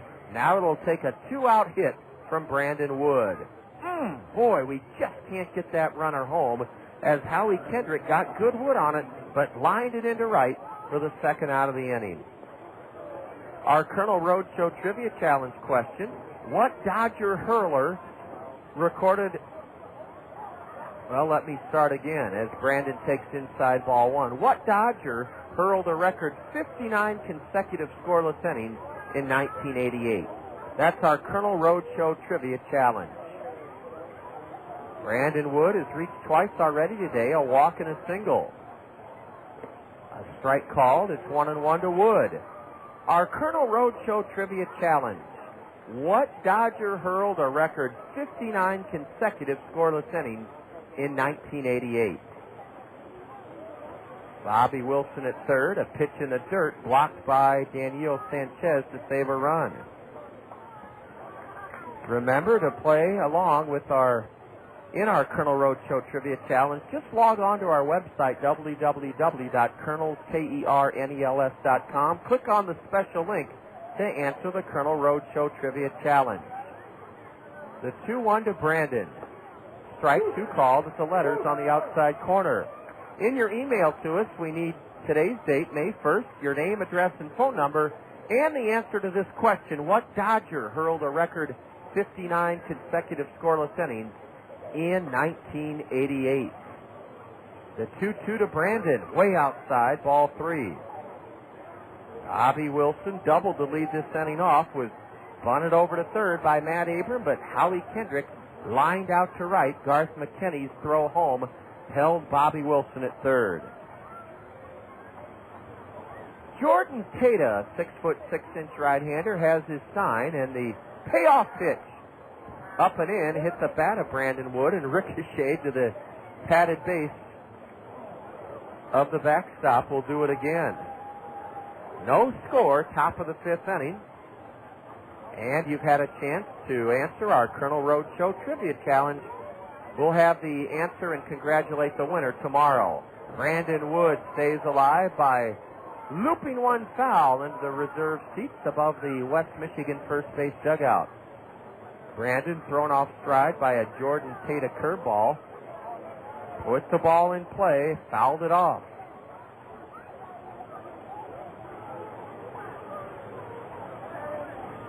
Now another 3-2. And another foul straight back. Brandon has answered the challenge of being installed as the Colonel leadoff hitter today. He's done his job, reached base twice. Colonels have been into two double plays. Brandon on a 3-2 delivery rips one fair past third for extra bases. 1-0 Colonels. Brandon Wood comes through again in the clutch. He is racing into second with a stand-up two-out RBI double. Brandon Wood with two outs ripped one past the third baseman Nick McIntyre into the left field corner, fair by about 6 inches, and Brandon Wood is 2 for 2. He adds to his team-high RBI total of 17. It's now 17 RBIs for Brandon Wood. Bobby Wilson scores, and the Colonels have taken a 1-0 lead here in the top of the fifth inning on an RBI double drilled past third, just fair inside the left field line by Brandon Wood. Now let's see if Matt Pauley can come through. He fouls one past first, hooking it foul for strike one. Brandon Wood has given the Kernels a 1-0 lead here in the top of the fifth inning.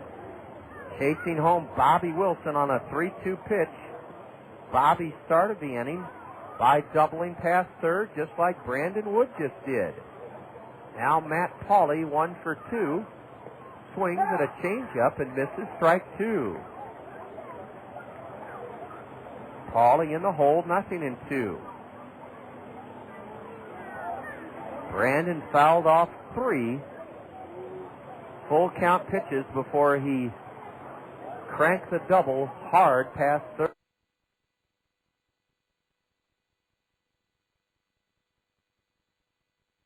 Whitecap errors, the Kernels leave their fourth man stranded.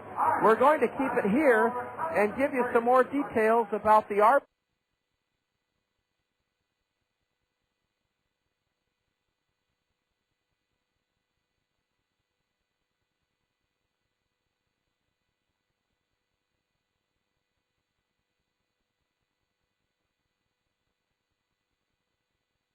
Day sale.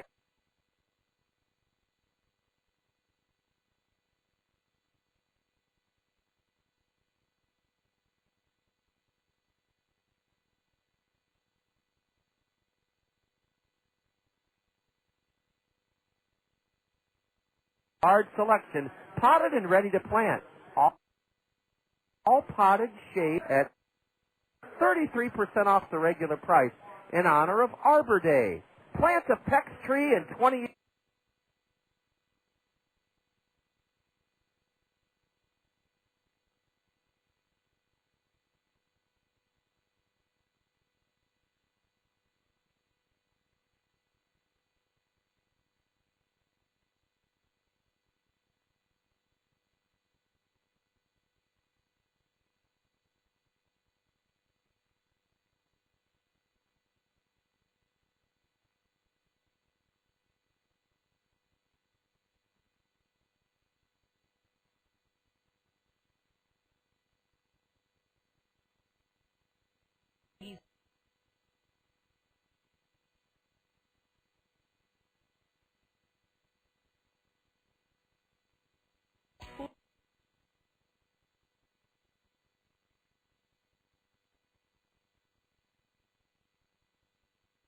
Great location, still one great name, Jungie.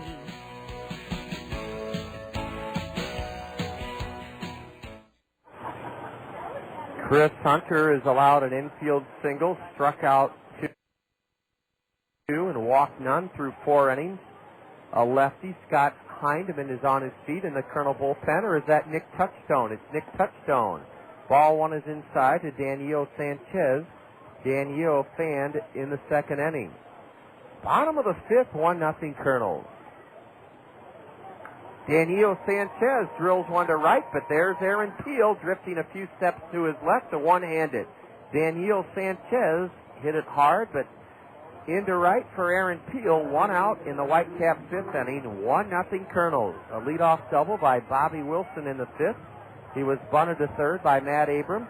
Held at third when Howie Kendrick lined to right and scored as Brandon Wood came through in the clutch yet again for the Kernels with an RBI double. A swing and a miss by Richie Burgos, strike one. Richie, a left-handed batter with a couple of homers, 6 RBIs. Grounded to second his first time up to end the Whitecaps second inning. He lofts one foul into the stands above the Kernel third base dugout. Strike 2 to Richie Burgos. Again, we'll give you the answer to our Kernel Roadshow Trivia Challenge question and congratulate the winner during tomorrow afternoon's broadcast, but we're sure glad you logged on to participate today. An 0-2 pitch is a curve in on Burgos' hands, and Richie fights it off and grounds it foul into the Whitecap first base dugout. An 0-2 is in the dirt from Chris Hunter. Big Nick Touchstone is warming up in the Kernel left field bullpen, a lefty.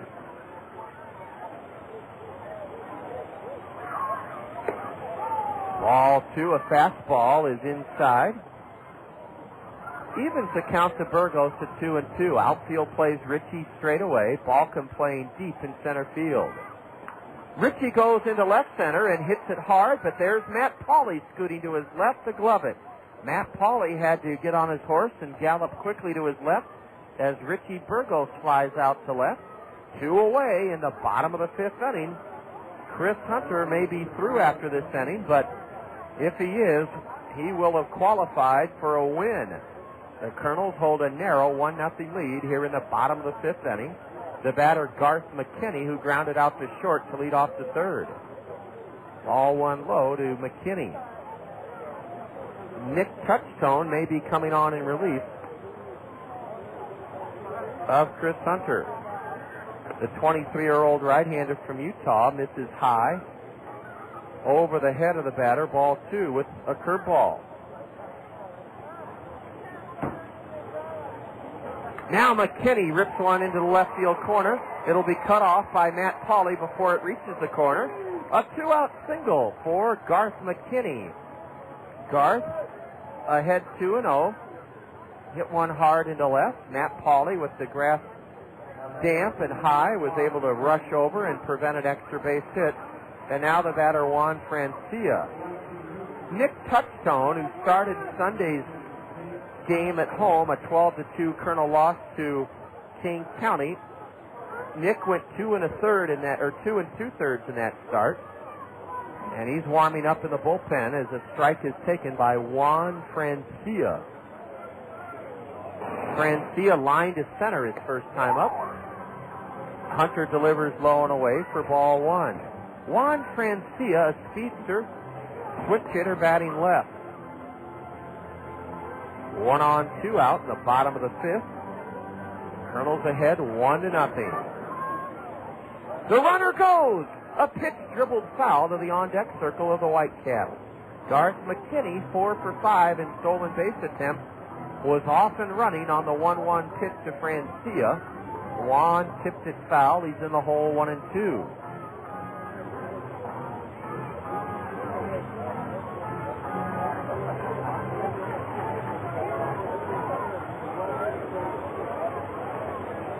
From the stretch, Chris Hunter set at the letters. Misses with a cut fastball low and in. Actually, that was a changeup. And it's 2-2 to the diminutive 5'8" switch hitter Juan Francia. There goes the runner. A pitch, a strike. The inning's over. Strike 3 called to Juan Francia. Ends 5 brilliant shutout innings for Chris Hunter. Hunter blanks West Michigan through 5 in the 5th for the Whitecaps. No runs, a 2-out single, 1 hit.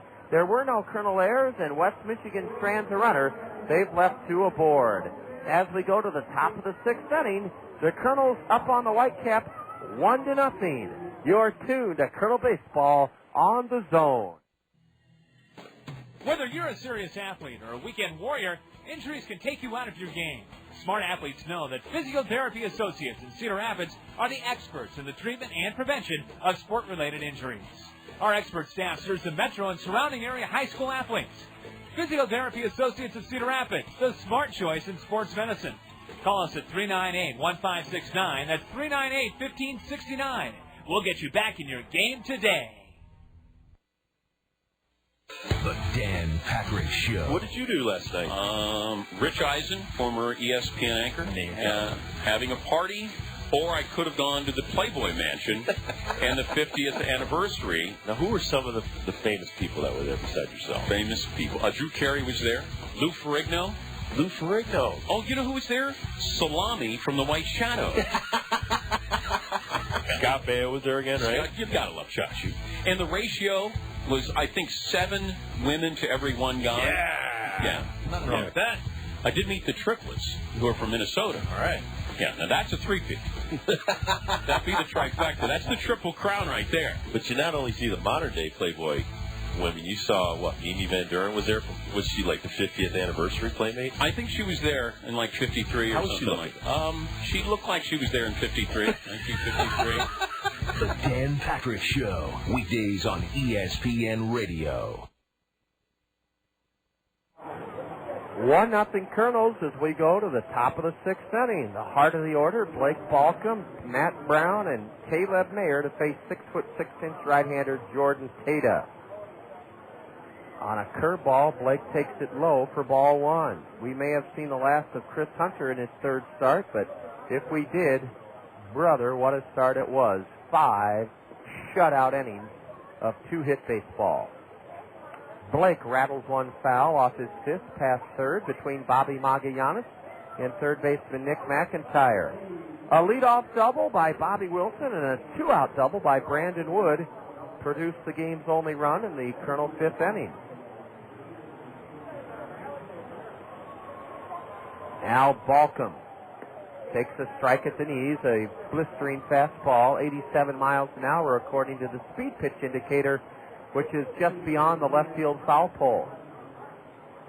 The main scoreboard here, the gigantic scoreboard, is in left center field. A breaking pitch in the dirt evens the count to Blake, 2-2. Jordan Tata went 5 2/3 in a win Sunday against the Battle Creek Yankees in Battle Creek. Gave up a run on 4 hits in 5 2/3, struck out 1, walked 1. He's having a similar outing here today. His delivery is upstairs and the count full to Blake Balcom.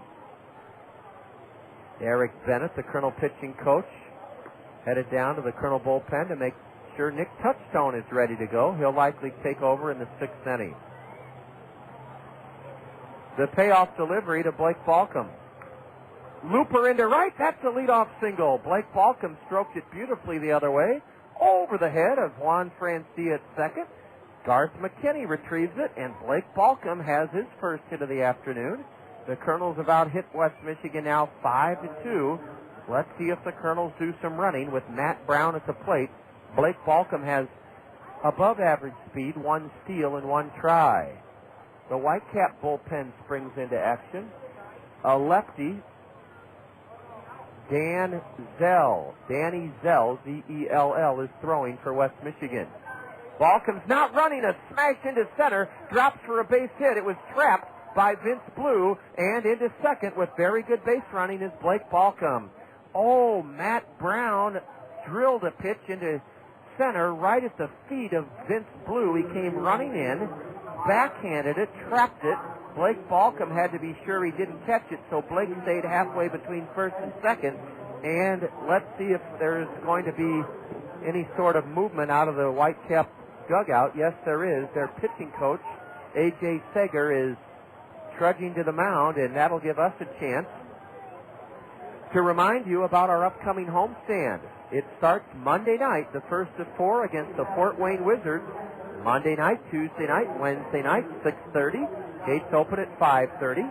And then a noon start, our first of the ever-popular noon weekday games, the first of 4, Thursday at noon, May 6th.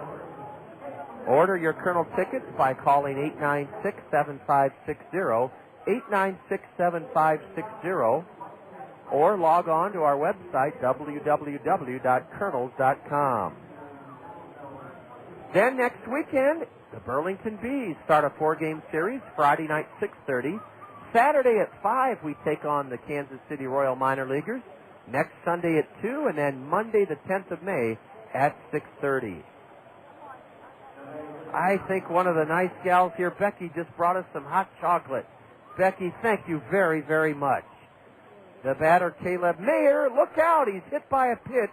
Caleb was nipped by that pitch, and that will load the bases.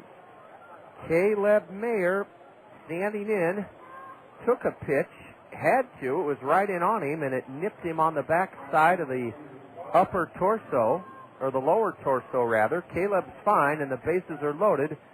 4, Aaron Peel is the Colonels try to add to a 1-0 lead here in the top of the 6th inning.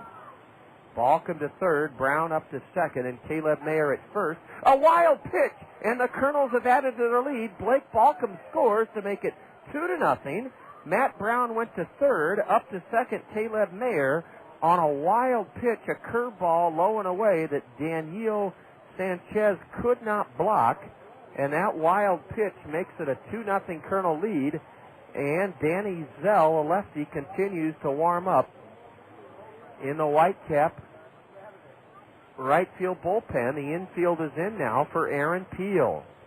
Aaron Peel, a .241 hitter, took the pitch low, a wild pitch, and now a pitch up and in, hits Aaron's bat, ricochets off to the right, strike one. Brown at third, Mayer at second, infield in for the Whitecaps as the Colonels try to add to a 2-0 lead here in the top of the sixth inning. A high pop foul down the right side, and Aaron is in the hole now, 1 ball, 2 strikes. With the infield in, Aaron Peel will try to drive one into the air deep enough to score Matt Brown. Second and third, nobody out. And the Whitecap infielders drawn in on the grass for the play at the plate. A curve, and Aaron nubs it to first. An easy out for big Kelly Hunt. He tags Aaron Peel, and everybody has to hold. Aaron Peel, 0-for-3, hit it softly to the first baseman. Kelly Hunt playing in, had an easy play, tagged Aaron Peel as Matt Brown held at third. Caleb Mayer likewise at second. Now the key man in the inning is Bobby Wilson. The Colonels need at least a fly ball from Bobby Wilson. What a big out recorded by Jordan Tata. Getting Aaron Peel on a ground ball fair past third by Bobby Wilson to make it 4-0. Bobby Wilson rounds first as both Matt Brown and Caleb Mayer score. He holds on with a 2-run single. Bobby Wilson picked up Aaron Peel as he grounded one fair past Nick McIntyre at third to score a pair, and it's 4-0 Colonels here in the top of the sixth inning. Bobby Wilson has scored and has driven in a pair. He has been a huge part of the Colonel offensive resurgence here this afternoon. It's 4-0 Colonels as Matt Abram bats. Bobby Wilson with a huge 2-run single past third. Now a swing and a miss by Matt Abram. Just as I was bemoaning the fact that we couldn't get Brown home from third with Aaron Peel at the plate, Bobby Wilson promptly stepped into a 1-0 pitch and grounded it past third fair for a 2-run single. Matt Brown scored from third. Caleb Mayer, who was hit by a pitch, came in from second. Now a pitch in the dirt to Abram, ball 1 to Matt. Bobby Wilson, the runner at first. A 2-run single here in the top of the sixth to make it 4-0 in favor of the Colonels. Abram on a 1-1 count. Takes it low, ball 2. Danny Zeal is still throwing in the Whitecap right field bullpen, a left-hander. Nick Touchstone may come on to work the bottom of the sixth inning as the Colonels try to make it a bigger sixth inning, having scored 3. Swing and a miss on a high fastball by Matt Abram. Strike 2. Abram has flown to left and laid down a sacrifice bunt today.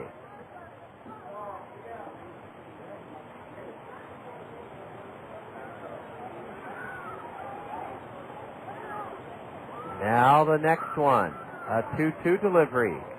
Pops foul, and there may be a play for Kelly Hunt. He's racing and dives headlong on the grass way down the first base line, down the right field line, and an Herculean effort by big Kelly Hunt, but he came up just a couple of feet short on that foul ball plugged off the bat of Matt Abram. Big Kelly Hunt with grass stain now on his white West Michigan trousers on his left hip. He holds Bobby Wilson at first base. Abram with a good cut, fouls it straight back. Count remains even to Matt. Nick Touchstone coming into the Colonel third base dugout, having completed his task of warming up, coming in to relieve starter Chris Hunter in the bottom of this 6th inning. 1 on, 1 out. Kernels have scored 3 and lead it 4-0. Matt Abrams lifts it high, deep, but foul onto the grass slope seating berm down the right field line. Chris Hunter went 5 innings, blanked West Michigan on 2 hits, striking out 3 and walking none. Abram has had a very good at bat. Let's see what he can do on another 2-2. Low and away a slider, ball 3.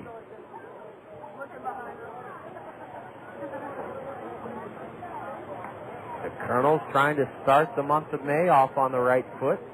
Went 12-9 in April.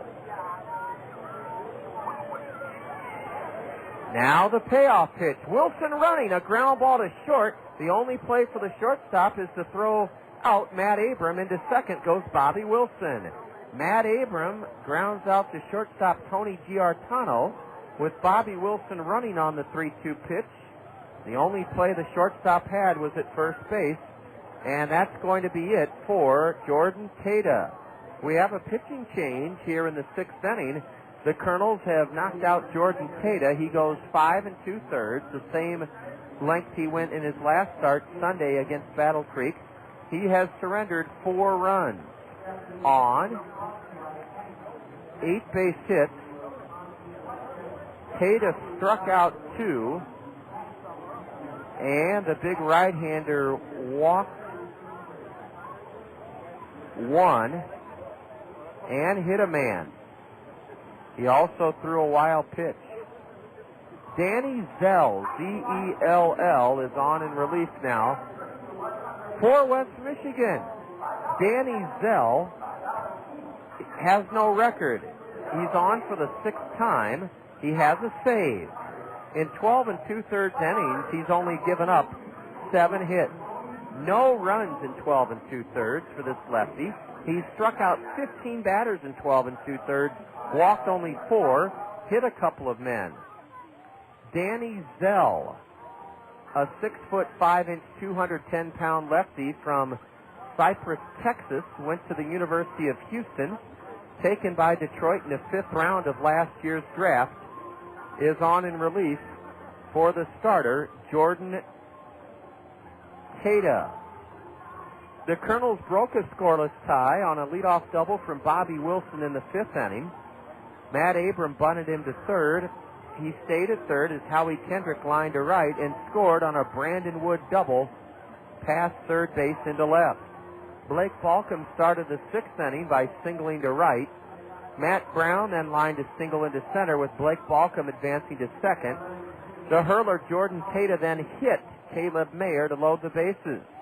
After Aaron Peel grounded out to first, or checked that, with the bases loaded, Blake Balcom scored on a wild pitch. And as the runners moved up to second and third, Aaron Peel grounded to first, and then Bobby Wilson rattled a 2-run single past third into left. Wilson's at second, and a strike is in, a curveball to Howie Kendrick from Danny Zell. The 0-1 to Howie is high for a ball. So Jordan Tata gone after 5 2/3, allowing so far 4 runs on 8 hits. He's responsible for Bobby Wilson at second. Wouldn't it be great if Howie Kendrick could come through with a 2-out RBI here? The 1-1 to Howie, outside and high for ball 2. Danny Zell started 8 games with Oneonta a year ago in rookie ball, had a 1-2 record with a 4.65 ERA. He's wearing a long sleeve black shirt underneath his white home West Michigan uniform. Breaking pitch, swung on and missed by Howie, strike 2.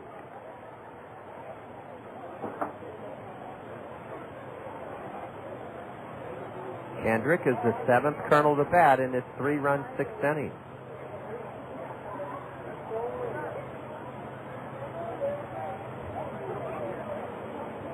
A check swing on a curve in the dirt, and Howie has run the count full.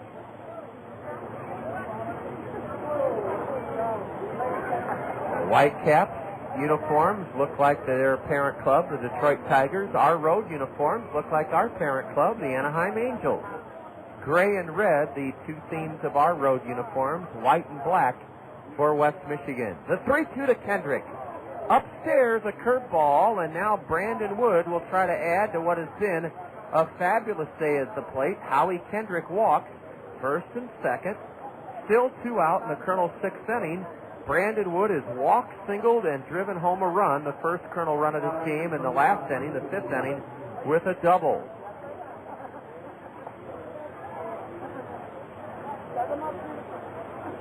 First and second, 2 gone in the top of the 6th, 4-0 Kernels. Danny Zell misses high and away.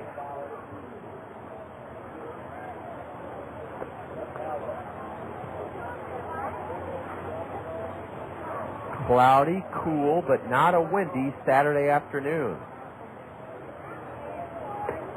A strike at the letters to Brandon. Evens the count 1-1. Juan Cosby getting the afternoon off. And a reshuffled deck for the Kernel lineup. With 2 on and 2 out, Wood strokes one foul into the backstop. Brandon had another good swing. Clinton is hosting a doubleheader against Beloit this afternoon. The Lumber Kings started play 1/2 game ahead of both the Kernels and the Kane County Cougars. Kane County is playing at home against Battle Creek. Swing and a miss by Brandon Wood. He tipped one foul into the mid of the catcher, Daniel Sanchez. A big 6th inning for the Kernels. 8-man bat. The Kernels scored 3 runs on 3 hits. There were no Whitecap errors. The Kernels leave 2 aboard and have left 6 men on. Nick Touchstone, a lefty, is going to the hill in relief of Chris Hunter, the starter.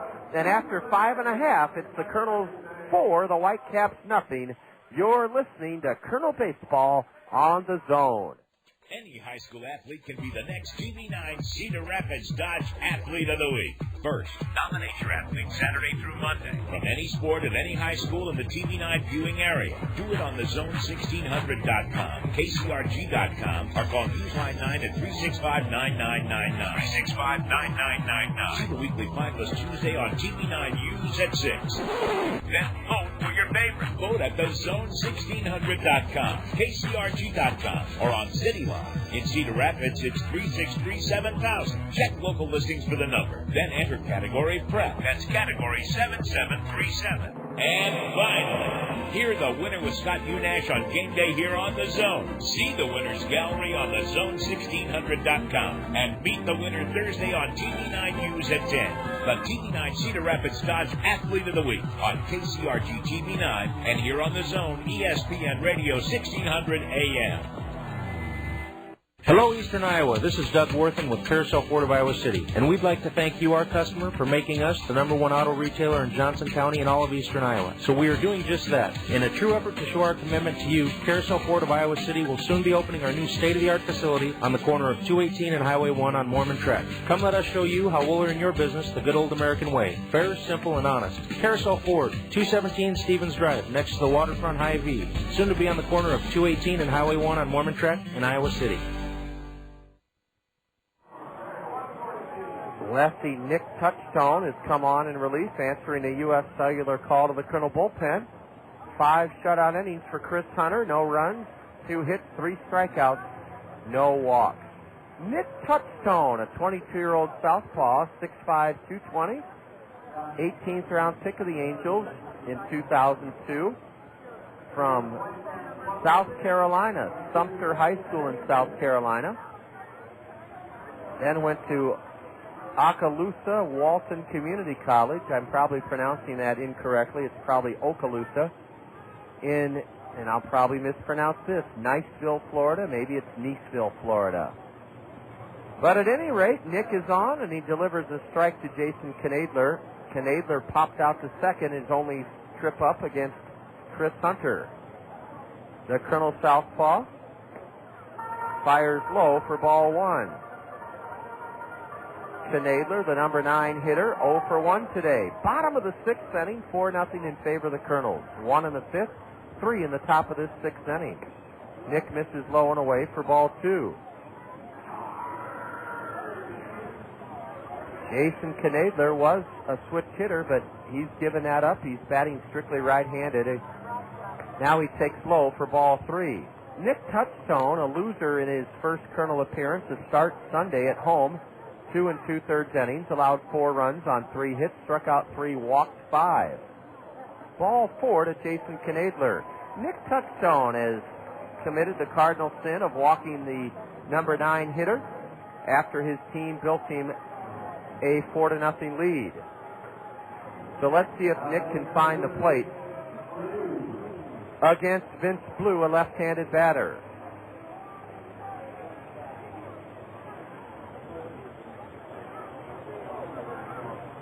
Nick wearing a long sleeve red shirt underneath his Colonel Gray Road, and a fastball misses high and in. Chris Hunter didn't walk a batter in his 5 innings. Touchstone putting the number 9 hitter on after throwing a strike here in the 6th inning. Vince Blue is grounded to second and flown out to left. A curve way high, and ball 2. Bobby Wilson out to the mound. Colonel's hoping Nick Touchstone can throw some strikes here in this 6th inning. Bobby Wilson gives him a tap on the back with his catcher's glove. There is action this afternoon on the State Farm Major League scoreboard. We'll be checking in with our in-studio engineer, Deb Williams, to garner some scores from this afternoon. In the American League, the Tigers are hosting Seattle. Ball 3 to the batter. Baltimore at Cleveland today, and the Yankees and the Royals this afternoon at Yankee Stadium. The 3-0 to Nick Blue. Strike called. In the National League today, in a game just underway, if that, in Denver, the Rockies and Braves. This afternoon in San Francisco, the Marlins and Giants. Everything else tonight. A throw to first, and Jason Knadler back safely.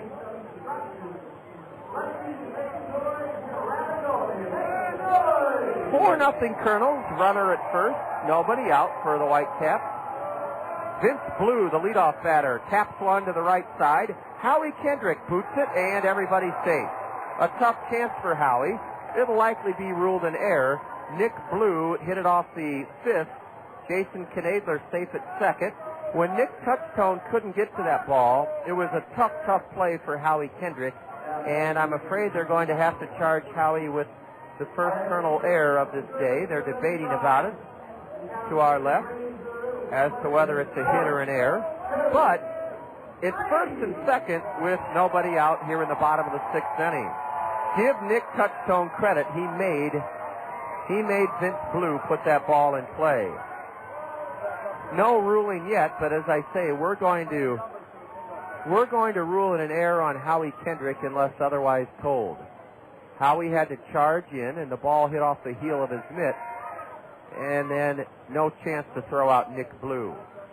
Strike one called from Nick Touchstone on the inside corner, a fastball to Nick McIntyre.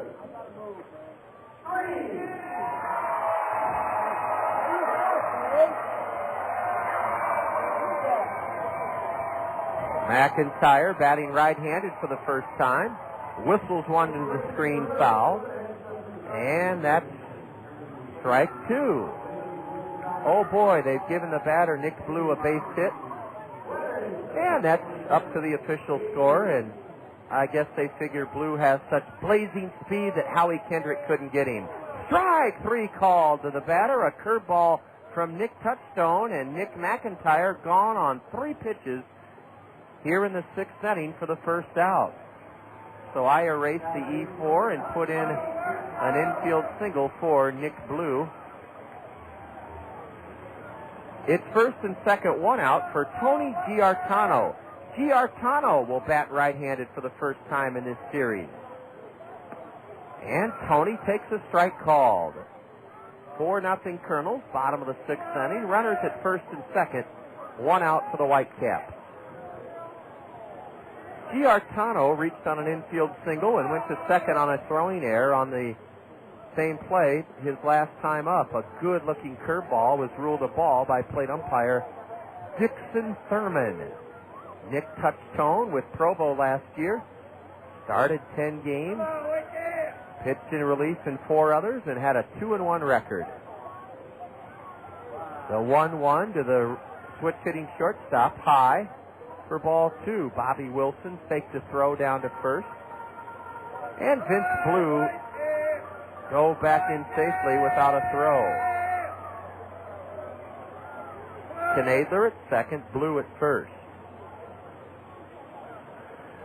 Giartano taps one foul, rolls it toward the Colonel third base dugout.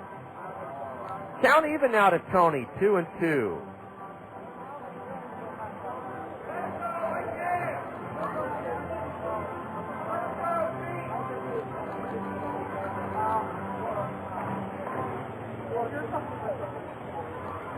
The 22-year-old Colonel, tall lefties, 2-2. Curve, smashed foul past third. Foul ball, and the count remains 2-2 to Tony Giartano. Batting at .329, a home run, 8 RBIs.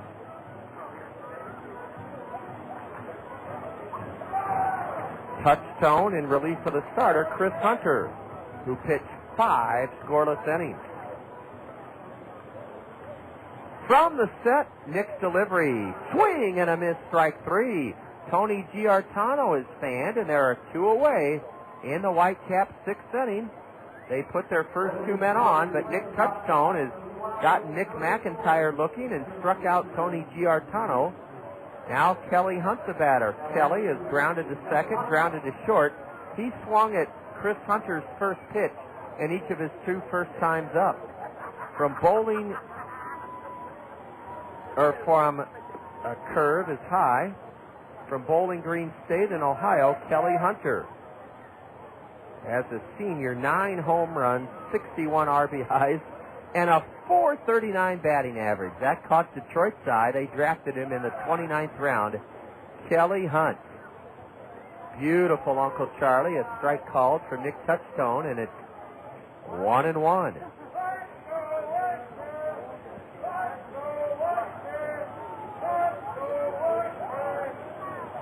Two on, 2 out for West Michigan in their half of the 6th inning.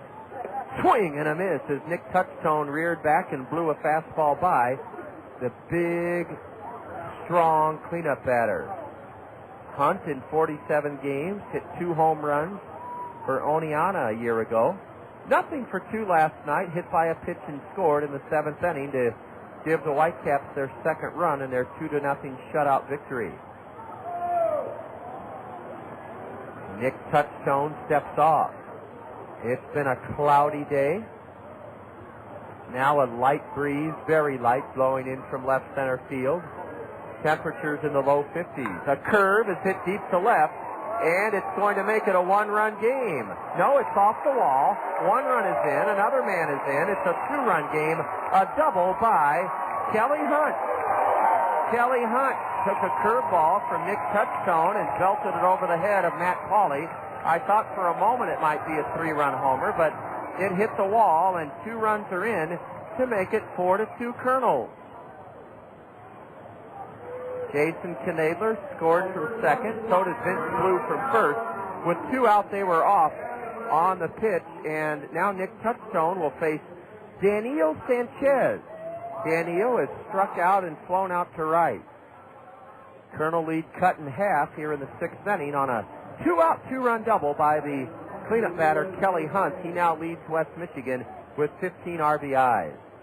He just threw his arms out at that curveball and sent it soaring over Matt Pauley's head to the base of the wall.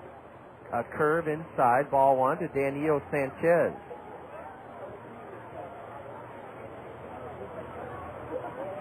Daniel, a .366 batter.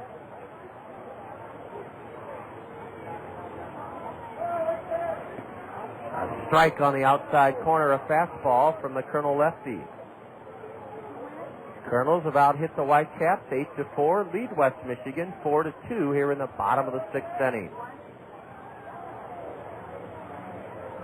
Nick is set. He checks the big runner at second and brings it. Strike, 2 called at the knees. Sanchez turns his back on the plate umpire. Dixon Sturman, as if to say that pitch was low. Again, we'll be checking in with Deb Williams, our in-studio engineer, to see what has transpired on the big league front for our check of the State Farm Major League scoreboard. Now Touchstone steps off the rubber. Bottom of the 6th inning, 4-2 Kernels.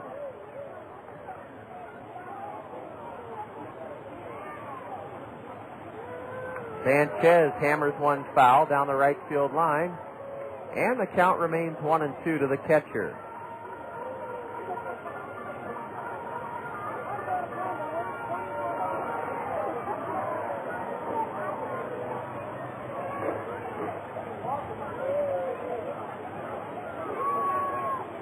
The next ground ball on one hop to Matt Brown. What a stop on his backhanded side, and he throws in time. Daniel Sanchez hit it off the trademark, a one-hop bullet to Matt Brown. Matt held his ground, speared it, and got the batter. In the 6th inning, the Whitecaps strike for 2 runs. On 2 hits, there were no Kernel errors. West Michigan leaves a runner. They've left 3 aboard. We'll see what's up on the State Farm Major League scoreboard with our in-studio engineer, Deb Williams. After 6 here at Fifth Third Ballpark, Kernels 4, West Michigan 2. You're listening to Kernel Baseball on the Zone. Hey, man, what's up? Just getting ready to kick your butt. Right. And mess up your hair? You just wish you could look this good. Boo! Nothing but that. Hey, I'm a busy guy. I don't have time to make my hair look as good as yours. I mean, who has time to schedule an appointment, let alone show up for it? Not me. I just go to Cost Cutters. I can get in whenever it's convenient for me. Nice shot. Yeah. So you're telling me you just walk into Cost Cutters and come out looking good? Well, for some of us, that comes naturally. But Cost Cutters makes it easier. They can do anything you want. A cool cut, even some color, and get some of that styling gel stuff to keep you looking good. Like me. Oh, so that's why your hair never moves. Oh, you're funny. Cost Cutters. Thanks, man. This'll save me some time. Great. Then you'll have time to work on your game. Oh, yeah, that's funny. Are you a busy guy? Save yourself time and walk into one of our area's 12 Cost Cutters whenever it's convenient for you. Then relax, because Cost Cutters will make things easy and affordable for you. Cost Cutters. Live your life. We always have time for your hair. Who cares what's in a hot dog? This country was built on the principle that wretched refuse could be made great.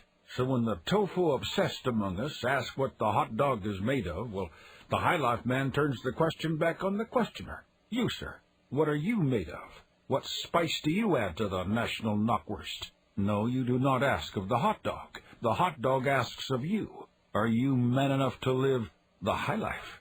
Miller Brewing Company, Milwaukee, Wisconsin, USA.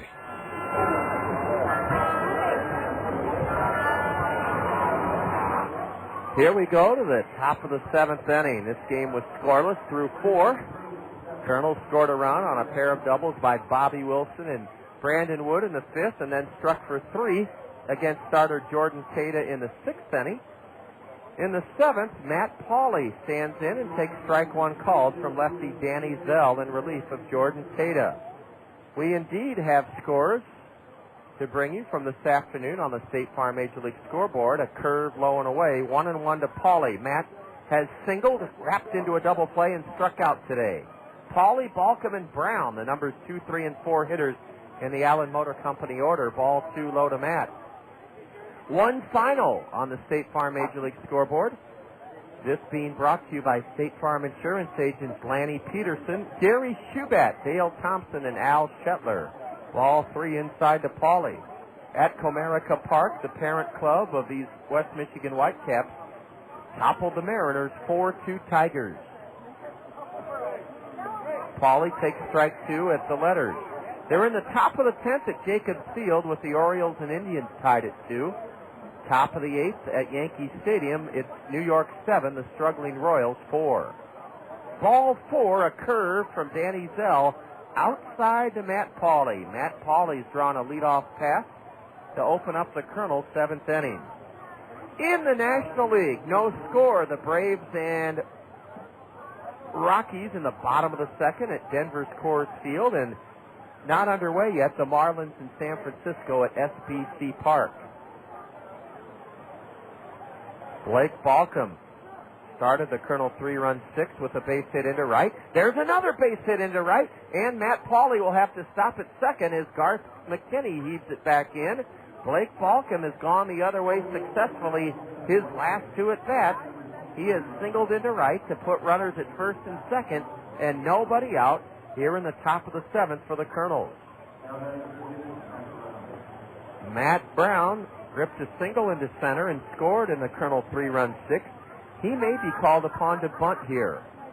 Here comes the West Michigan pitching coach, A.J. Sager.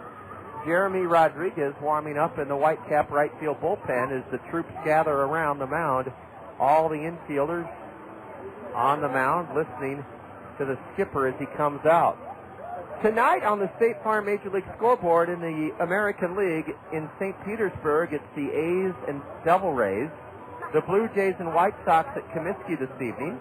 At the Metrodome, the Twins host our parent club, the Angels, and Boston plays the Rangers at the ballpark in Arlington.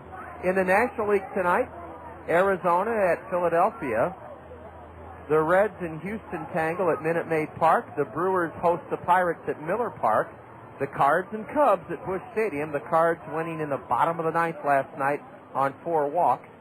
The Padres host the Mets at Petco Field, and Montreal takes on the Dodgers in Los Angeles. Ball one in the dirt to Matt Brown. And that look at the State Farm Major League scoreboard brought to you by State Farm Insurance agent Gary Schubat, Dale Thompson, Lanny Peterson, and Al Shetler. Pauley at second, Balcom at first, the lefty Zell to Matt Brown. A high pop-up will be caught, I think. It's a long run for the right fielder, and the second baseman sliding on the grass in front of just to the mound side of the bullpen, had it and dropped it. What an effort by Juan Francia. He went sliding onto the grass just in front of the bullpen mound where Jeremy Rodriguez is warming up. And Francia had it for a second, then it popped out of his mitt. Had he caught it, I think both runners would have been able to advance. Matt Brown now even on the count, 1-1.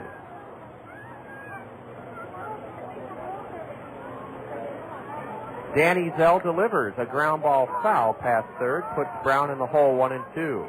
That was a curveball. 5 shutout innings by Colonel starter Chris Hunter. Nick Touchstone in his first inning of relief, the 6th inning, surrendered a 2-run double to cleanup batter Kelly Hunt. With 2 on and nobody out in the 7th, the Colonel cleanup man grounds a pitch to third, double play ball. Throw to second out, throw to first, out at first, a double play.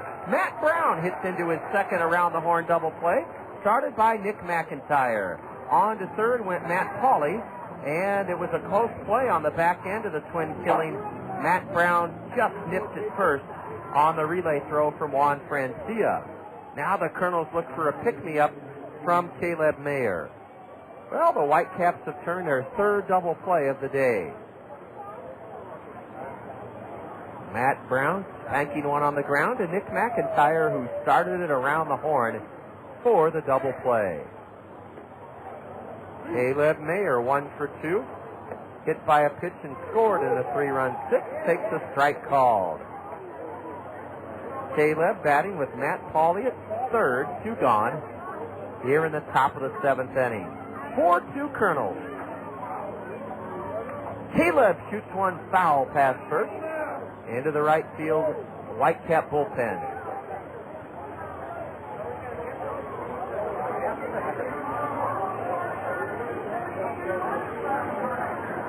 Series finale tomorrow afternoon, 12:40 dugout interview time. 1 o'clock is when the action starts here from Fifth Third Ballpark. The 0-2 to Mayer. Outside, a fastball from Danny Zell. Zell came on, walked Howie Kendrick in the 6th inning, then struck out Brandon Wood to end the Colonel 3-run sixth. Caleb, a right-handed batter.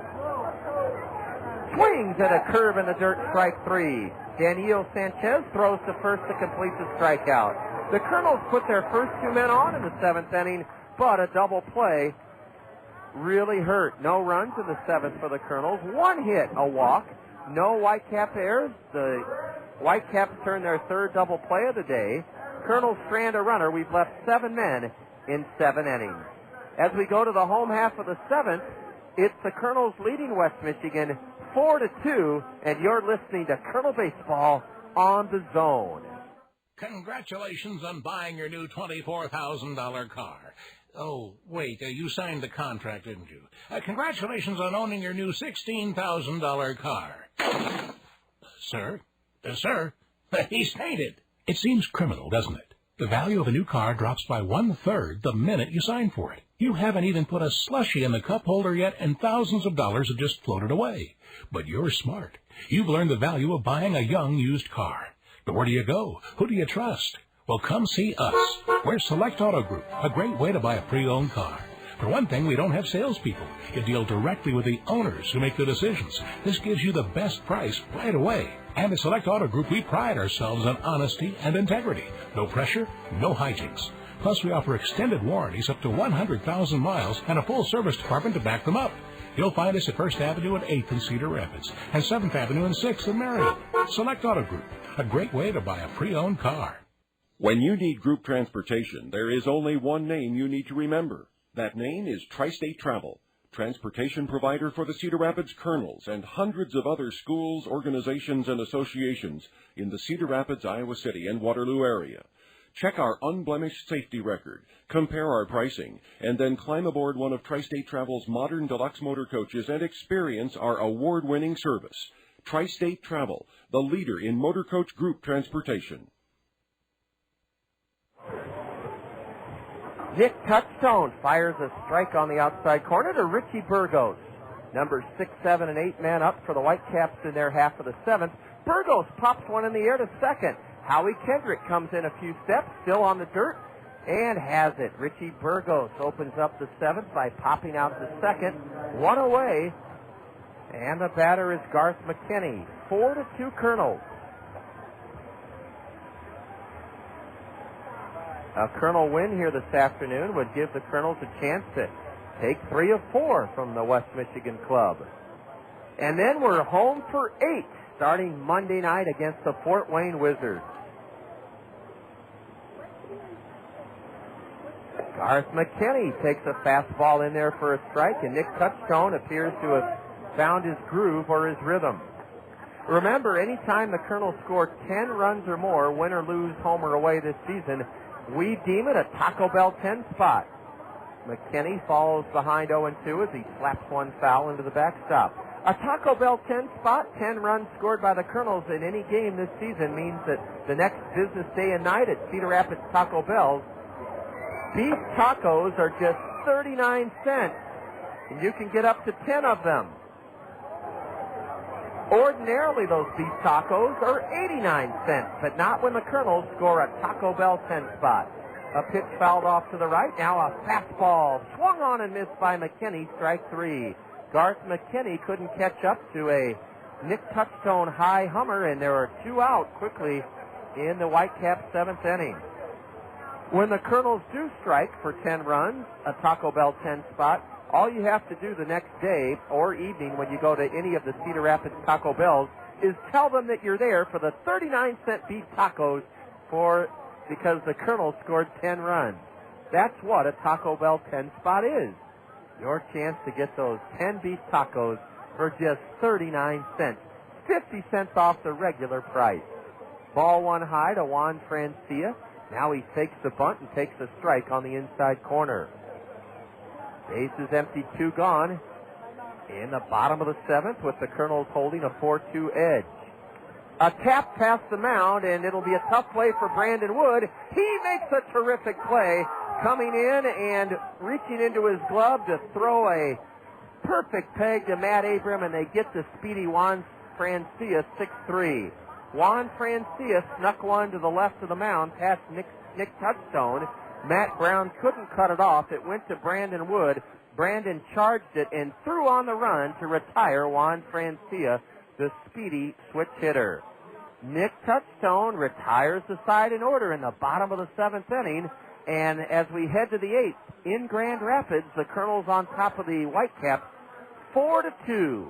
You're listening to Kernel Baseball on the Zone.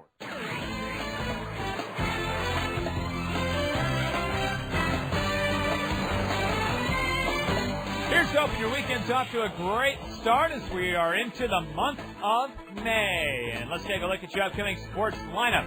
Sunday the 2nd, Kernel Baseball gets things started at 12:40. Kernels conclude the road trip to West Michigan as they take on the Whitecaps.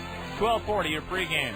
And later on, it'll be the Diamond Gems Baseball Magazine at 5:40, followed by ESPN Major League Baseball. The Boston Red Sox taking on the Texas Rangers. Kernels back home on Monday, the 3rd of May, to open up a big, long homestand as they take on the Fort Wayne Wizards in the first of 4. 6:10 Monday night is your pregame. Same two teams go at it on Tuesday the 4th, Kernels against Fort Wayne. Again, that comes your way at 6:10.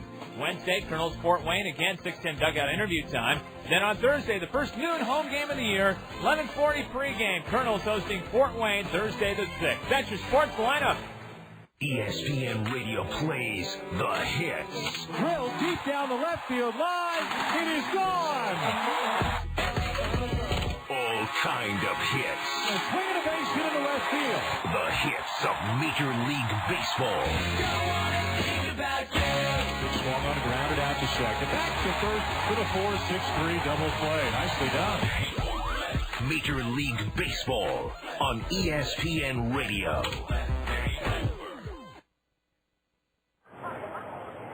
The batter for the Kernels is Aaron Peel, nothing for 3. He swings at the first pitch, bounces it in front of third. Easy play for Nick McIntyre. McIntyre has been extremely active and busy at third base this afternoon. He throws out Aaron Peel, 1 pitch, 1 out in the top of the 8th inning. Aaron nothing for 4. The storyline in this game, 5 shutout innings from starter Chris Hunter. The Kernels scored 1 in the 5th to break a scoreless tie on doubles from Bobby Wilson and Brandon Wood, and then chased the starter, Jordan Tata, with 3 in the top of the 6th inning. The key blow there, a 2-run single by Bobby Wilson. Ball 1 outside to Bobby. Now he lifts 1 foul off to the right.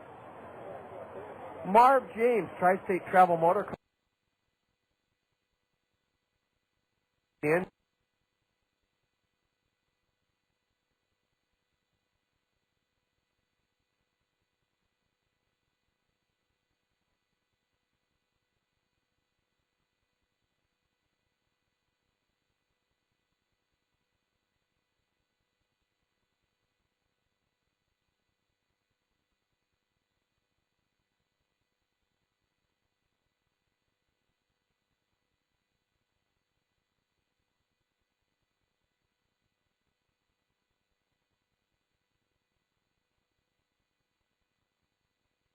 Straight hit, and it's the 10th Kernel hit of the day. Bobby Wilson,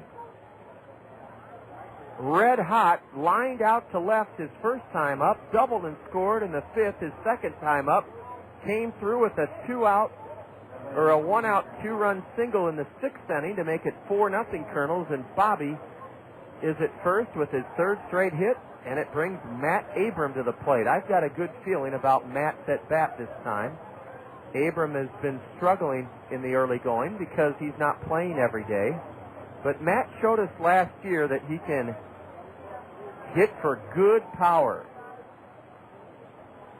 Abram at first base this afternoon looks at a curve on the inside corner for a strike, according to Dixon Sturman, the plate umpire. Remember, whenever the Kernels do score 10 runs in a game, a Taco Bell 10 spot, that next day or evening when you go to get your 39-cent beef tacos at Cedar Rapids Taco Bell, you must tell them you're there because the Kernels scored 10 runs or because of the Taco Bell 10 spot.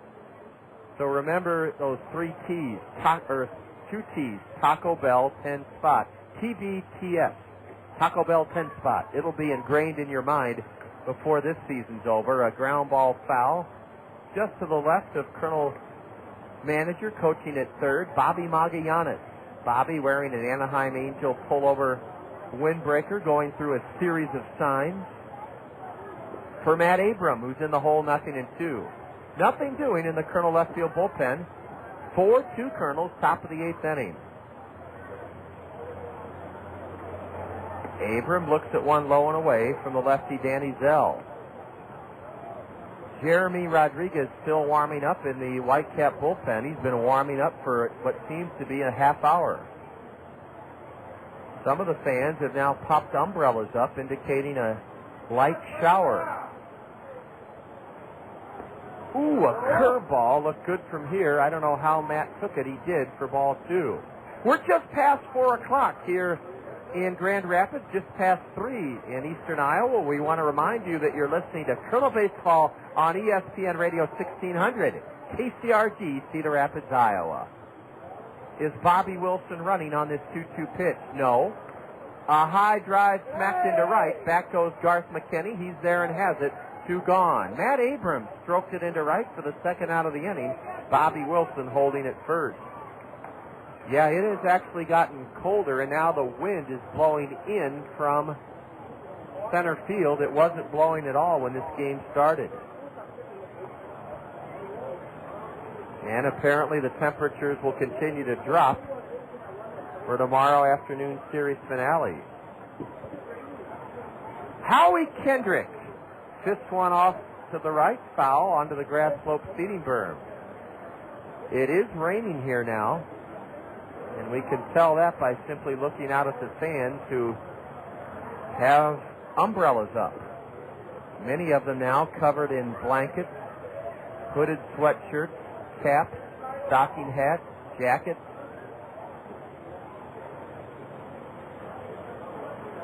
Bobby Wilson being held at first by Big Kelly Hunt. The 0-1 to the Colonel number 9 hitter Kendrick. A shot into right center, maybe extra bases. No, it's caught out there by Garth McKinney. Oh, Howie Kendrick hit it well again. Lining out to right, that ball tailed towards Garth McKinney, and he made the grab, scooting to his right. Hard hit ball by Howie Kendrick, but the last out of the inning. No runs in the 8th for the Colonels, 1 hit. The Colonels have at least 1 hit in every inning today, but the second inning, there were no Whitecap errors. The Colonels leave yet another man aboard, our 8th stranded of the afternoon. After 7.5 innings, the score remains the Colonels 4, West Michigan 2. You're tuned to Colonel Baseball on the Zone. With all the talk about rising gas prices, doesn't it make sense to drive a fuel-efficient vehicle? You can when you buy with confidence at Randy Keel Honda. Get up to 51 miles to the gallon with the Honda Civic Hybrid. Every Honda model has awesome fuel efficiency.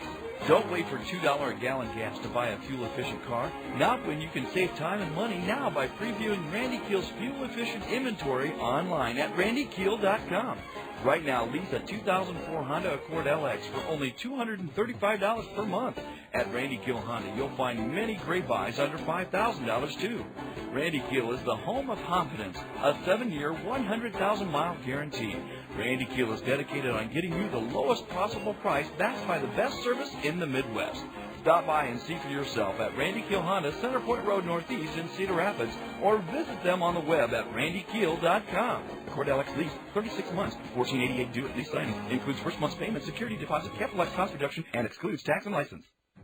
People say that I can't decide things. They are so wrong, but I could be wrong about that. A U.S. Bank check card with checking that pays gives you a choice of rewards, like cash, points for merchandise and gift certificates, World Perks miles, or even sweepstakes entries. Easy decision. I'll take the cash. No, it's a sweep. Sign up at your local U.S. Bank or call 1-800-720-BANK. I've made up my mind to put off my decision. That is final. U.S. Bank. No, wait. See banker for complete details. Member FDIC.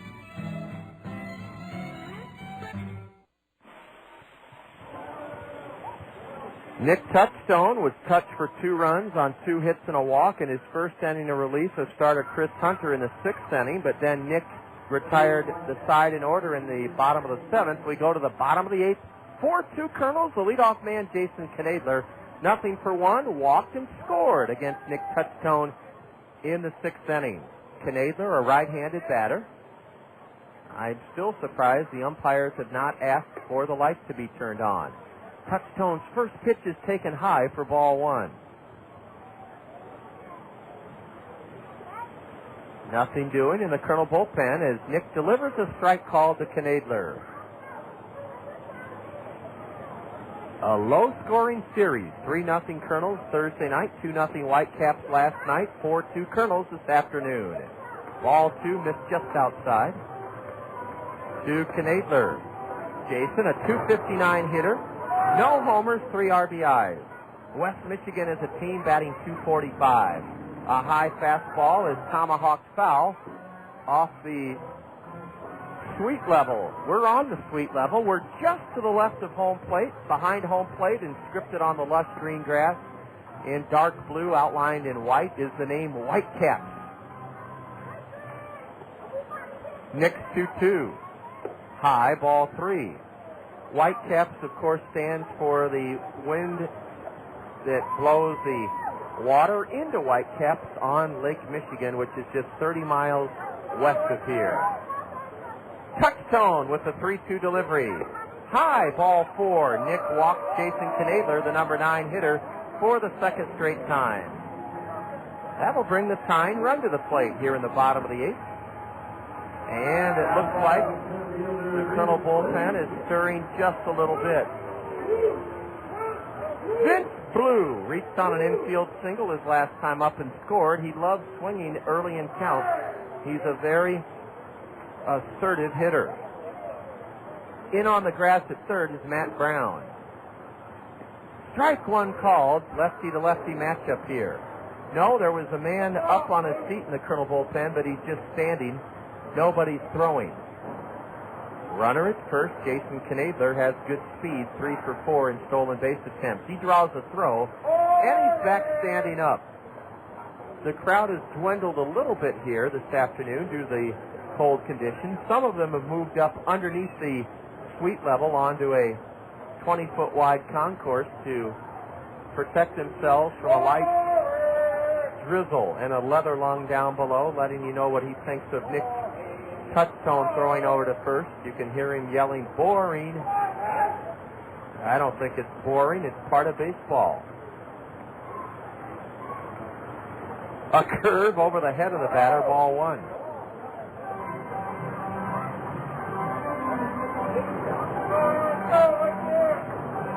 The Colonels have played 10 road games on the season, won 5 and lost 5.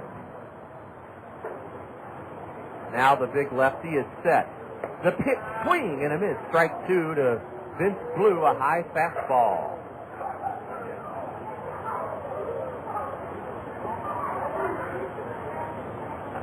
Kind of feel for the folks that are in suites here. They're beautiful suites, but they cannot watch the game from outside. There are only windows. Swing and a miss. A fastball in on the hands of Vince Blue. I think he got a piece of it.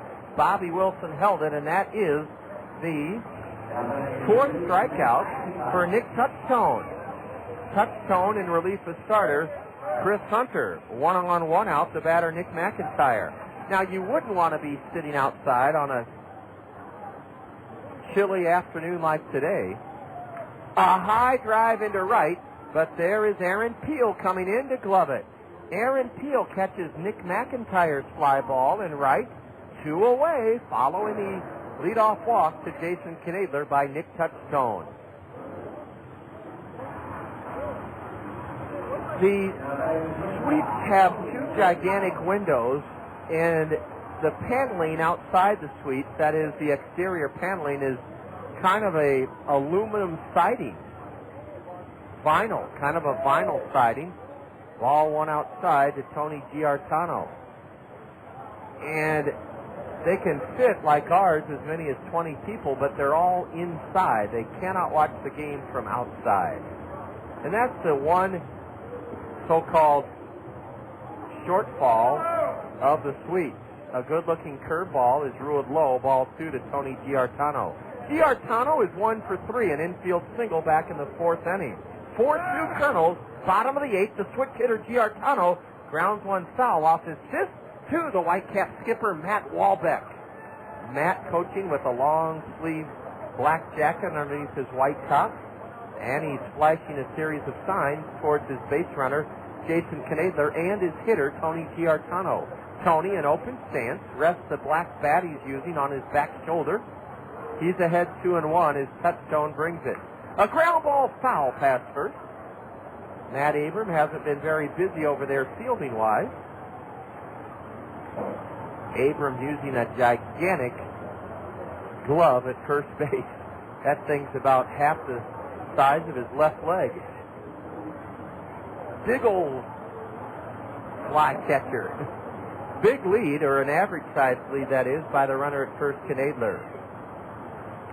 And a swing and a tip foul by Giartano. He just got a piece of a good cut fastball from Nick Touchstone. Tomorrow afternoon, the Kernels will send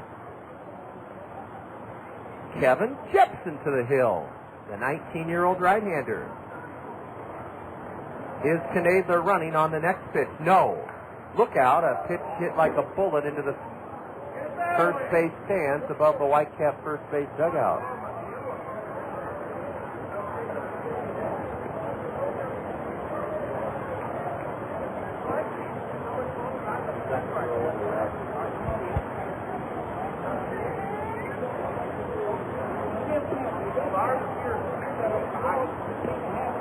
Two balls, two strikes to Tony Giartano. He's been a tough out with two strikes in this sequence. Strike three called! Nick Touchstone with 4 strikeouts in his 3 innings of relief of starter Chris Hunter. Touchstone caught Tony Giartano looking. Strike 3 called in the 8th. No runs for the Whitecaps. A leadoff walk, no hits. There were no Kernel errors. 2 Nick Touchstone strikeouts, and the Whitecaps leave a runner. They've left 4 aboard. We go to the top of the 9th inning. It's the Kernels up on the Whitecaps by a pair, 4-2, and you're listening to Kernel Baseball on the Zone. Kernels fans, your Cedar Rapids Taco Bell restaurants have something new for you to cheer about this season. A Taco Bell 10 spot. When the Kernels score 10 or more runs in any game this season, you'll score beef tacos for just 39 cents the very next day at any Cedar Rapids Taco Bell. That's a savings of 50 cents per taco. Limit 10 per customer. Remember, when the Kernels put up a Taco Bell 10 spot by plating 10 or more runs in any game, you get up to 10 39-cent beef tacos the very next day at any Cedar Rapids Taco Bell. Soul of Mexico, her voice soars above a sweet Spanish guitar. I need a head like Dr. Pepper, originality make her a star. The taste of Dr. Pepper, the taste of originality, the roots individuality, and gives life a personality. Be you, do what you do. Be you, nothing better, nothing better. And then you find a stage, a child came of age with a song of passion from the heart. And everyone could tell Ana Gabrielle was an original from the start. The taste of Dr. Pepper, the taste of originality, the roots individuality, and give life a personality. You do what you do.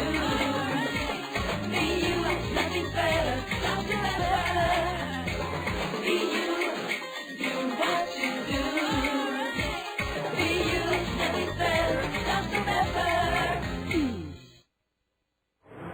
20-year-old Jeremy Rodriguez, just 5'10", 160, from the Dominican Republic, is the second relief hurler employed by Matt Walbeck and his West Michigan Whitecaps. The Kernels go to the 9th, holding a 4-2 lead over West Michigan. Let's give you the totals on reliever Danny Zell. He went 2 1/3 innings in relief of starter Jordan Tata. In 2 1/3, Zell permitted no runs, 2 hits, struck out 2, walked 2. Jeremy Rodriguez, Jermy, will face the top of the Kernel order in the top of the 9th inning. Brandon Wood is 2 for 3 with an RBI double in the 5th inning. He gave the Kernels a 1-0 lead. First pitch from the right-hander to Brandon is a strike at the knees. Jeremy Rodriguez on for the 9th time out of the bullpen for West Michigan. The right-hander is 1-0 with a 3.24 earned run average. The 0-1. Strike 2 called to Brandon. In 8 1/3 innings, this right-hander surrendered 3 runs, all earned on 7 hits, He has struck out 6 and walked 3. He's a little guy, 5'10", and he wings one in high. Ball 1 to Brandon Wood, a big right-hander, warming up in the Whitecap bullpen, and that is 6'8" Brian Santo. Ball 2 is a fastball away to Brandon. He started the day batting .257. His RBI double to give the Kernels a 1-0 lead in the 5th was his team-high 17th run driven into the year. Outfield plays Wood straight away. Rodriguez is 2-2. Smoked foul into the backstop. Count remains 2-2. Boy, you put the pitcher warming up in the bullpen, Brian Santos, 6'8", and you stand him next to 5'10" Jeremy Rodriguez, and you've got a true Mutt and Jeff. Ball 3 darts low to Brandon Wood. Wood and the on-deck hitter Matt Pauley have shown the most discipline of any Colonel hitters in terms of taking pitches in the first month of the year. Scott Hindman, a lefty, up on his feet in the Colonel left field bullpen. Wood hits one in the air, down the line and right, chasing Garth McKinney back. It's a foul ball, and he dives and can't get it. That ball started fair, but with the wind blowing in from left center and it tailing away, it chased Garth McKinney into the left field. Now he may be shaken up. Garth McKinney diving onto the grass in foul ground, could not make the catch. He gave it a terrific effort that came up short. Brandon Wood threw his wrist out at that 3-2 pitch and skied it down the right field line, further than I thought it would go, but into foul ground. Now another payoff delivery. A high drive into center. Vince Blue has a beat on it. Drifting back, he tucks it away. Brandon Wood flies to center, 1 gone in the Colonel 9th inning, as the Colonels try to add to their 4-2 lead. Here's Matt Pauley. A single, a double play, a strikeout, and a walk on the afternoon for the Colonel 340 hitter out of Florida Atlantic. Saw Matt after last night's game with one of those disposable cameras with a built-in flash, and he was taking pictures after the game, and I said, "What are you up to, bud?" And he said, "Well, John, I'm one of those guys that likes to get a picture of every ballpark I ever played in professionally." A strike to Pauley. Now a ball down and in, a fastball. Jeremy Rodriguez, wearing a long-sleeved black shirt underneath his white home top. He has very broad shoulders for a little guy. He bounces a changeup in the dirt. That one felled his catcher, Daniel Sanchez. Sanchez slow getting up. And the plate umpire pays a courtesy to the receiver by checking the baseball, and now he'll kick some dirt on home plate and rub it off.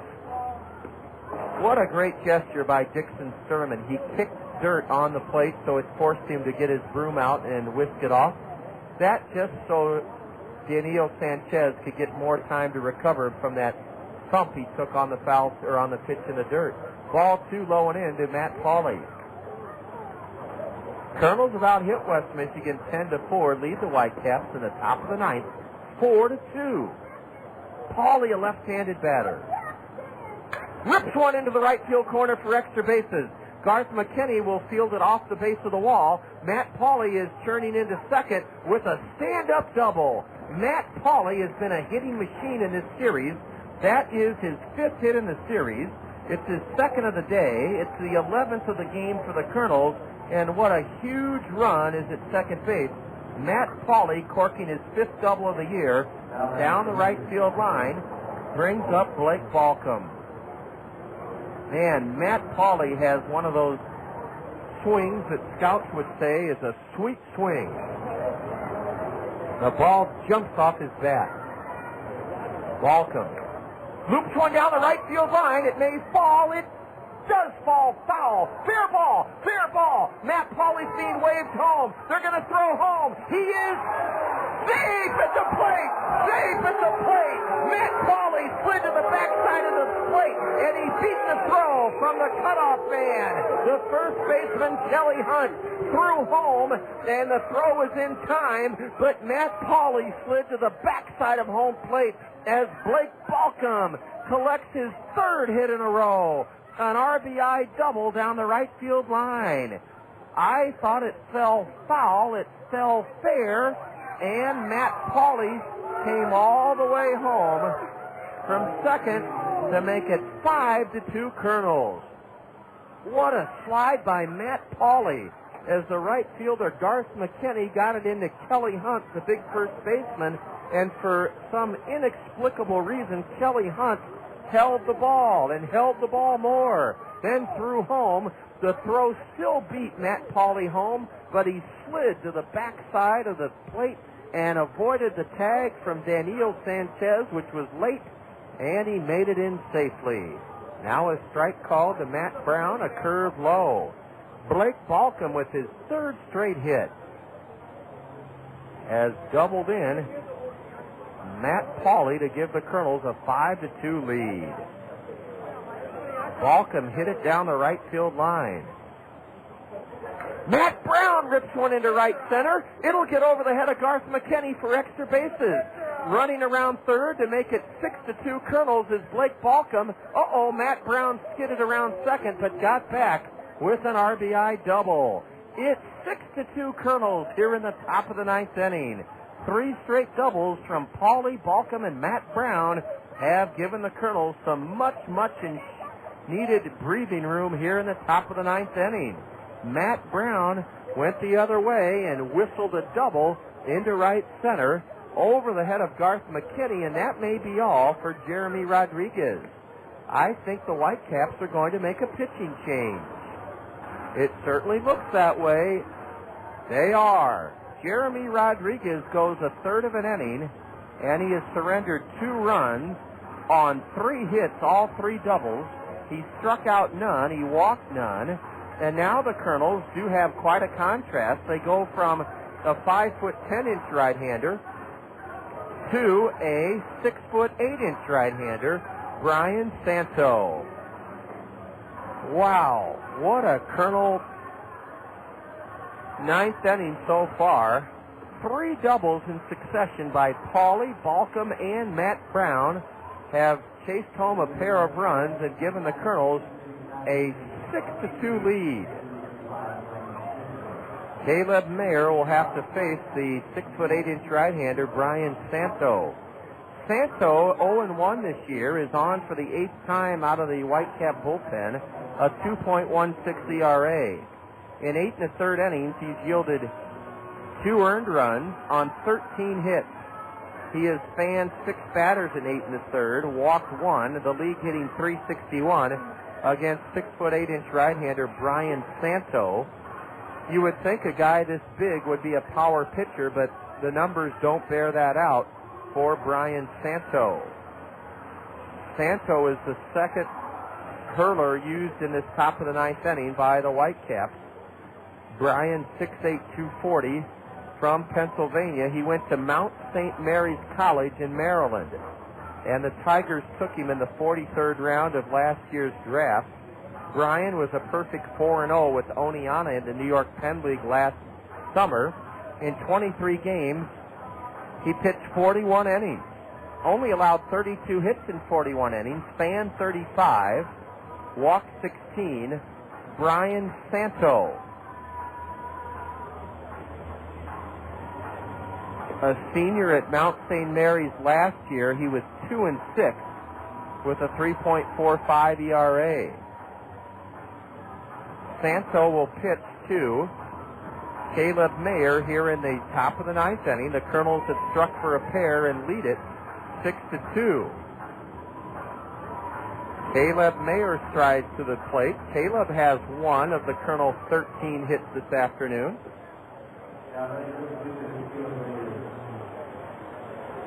Blake Balcom has 3 hits.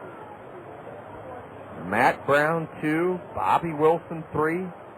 Brandon Wood 3 hits. First pitch to Caleb from the 6'8" righty. Strike called on the outside corner. A light drizzle continues to fall, and the temperatures continue to plummet here on Saturday afternoon in Grand Rapids. Cloudy, overcast, and cool. Now the rain coming down just a little harder. A curve in the dirt, blocked by Danilo Sanchez. Some of the fans that didn't have umbrellas are heading for cover.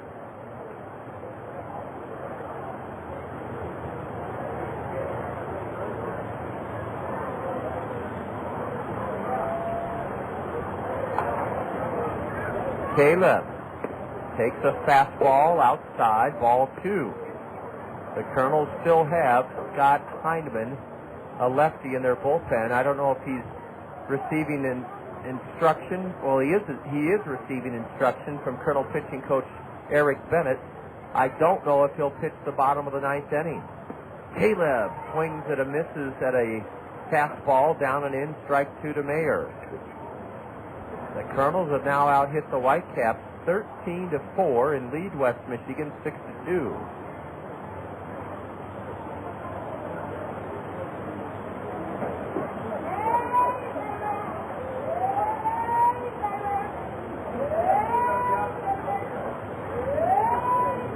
Whitecaps will have their number 4, 5, and 6 men due in the bottom of the 9th. Caleb waits, swings on a curveball, bounces it back to the mound. Santo drops it, recovers, and throws not in time. That'll be an error charged on the big pitcher, Brian Santo, as Matt Brown goes to third. It's first and third. The error committed by the pitcher is the second error of the day by the Whitecaps. The easiest of chances for Brian Santo. He extended his hands out in a basket-like fashion, and that one hopper hit his mitt and then dribbled away to his right. He recovered and threw to first. It was a close play, but the right call by Eric Stahlbusch, the base umpire. Caleb Mayer safe, and now Aaron Peel could put this thing almost out of reach. With the Kernels up by 4 in the top of the 9th, Aaron Peel with a fly ball could give the Kernels a 5-run lead. Aaron has been hitless today, 0 for 4. Slider is a strike called from big Brian Santo. And I mean, he's huge. We saw him doing a drill before last night's game where pitchers had to run over and cover first base, and let's just say foot speed isn't his greatest strength. His arm is his biggest asset. The guy, it took him a couple of seconds to get moving, and once he did, he looked like a locomotive just with half a tank of coal left in it. A curve and a swing and a miss by Peel. Strike 2 to Aaron.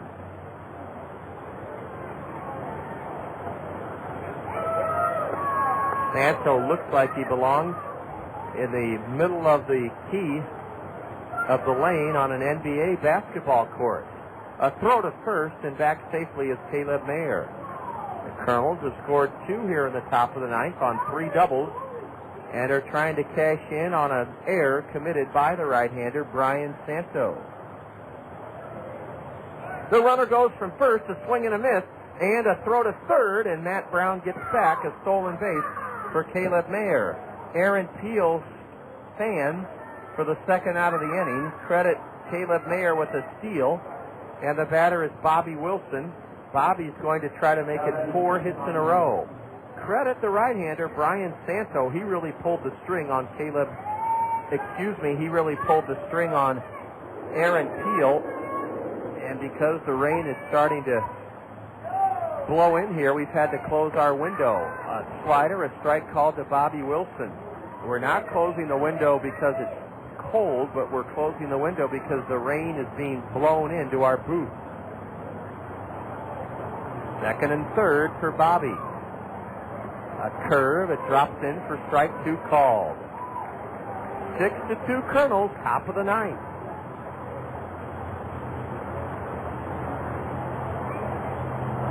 Wilson with 3 straight hits.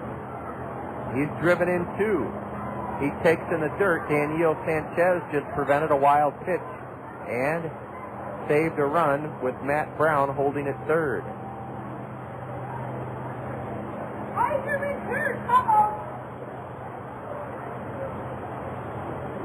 Plate umpire Dixon Sturman dusts off home plate. Bobby in the hole, 1-2, a right-handed batter with 3 straight hits. Wilson takes outside.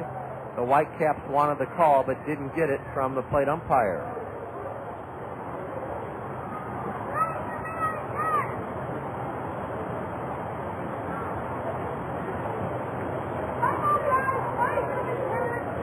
Wilson waits for the 2-2 and takes a curve in the dirt. Ball 3. Now the count is full, meaning Matt Brown and Caleb Mayer at third and second respectively will be off on this pitch. We're in the top of the ninth. The Kernels have struck for a pair to up their lead to 4, 6-2. Bobby Wilson waiting for the 3-2 delivery from the tall right-hander. A deep drive to left. A 3-run homer, I think. Oh, it's going to be caught at the wall. It's caught at the wall. Bobby Wilson flies to deep left. It got in the teeth of the wind, and down it came. But when it left the bat, I thought Bobby had his 4th hit in a row, possibly a 3-run homer. But it was caught on the track by Jason Knadler. In the ninth for the Kernels, 2 runs on 3 hits. There was 1 Whitecap error, and the Kernels leave 2 aboard. We've stranded 10. With 2 in the ninth, the Kernels have a good chance to win this game this afternoon. After 8.5, it's the Kernels 6 and West Michigan 2. You're tuned to Kernel Baseball on the Zone. Hey, man, what's up? Just getting ready to kick your butt. Right. And mess up your hair? You just wish you could look this good. Oh, nothing but that. Hey, I'm a busy guy. I don't have time to make my hair look as good as yours. I mean, who has time to schedule an appointment, let alone show up for it? Not me. I just go to Cost Cutters. I can get in whenever it's convenient for me.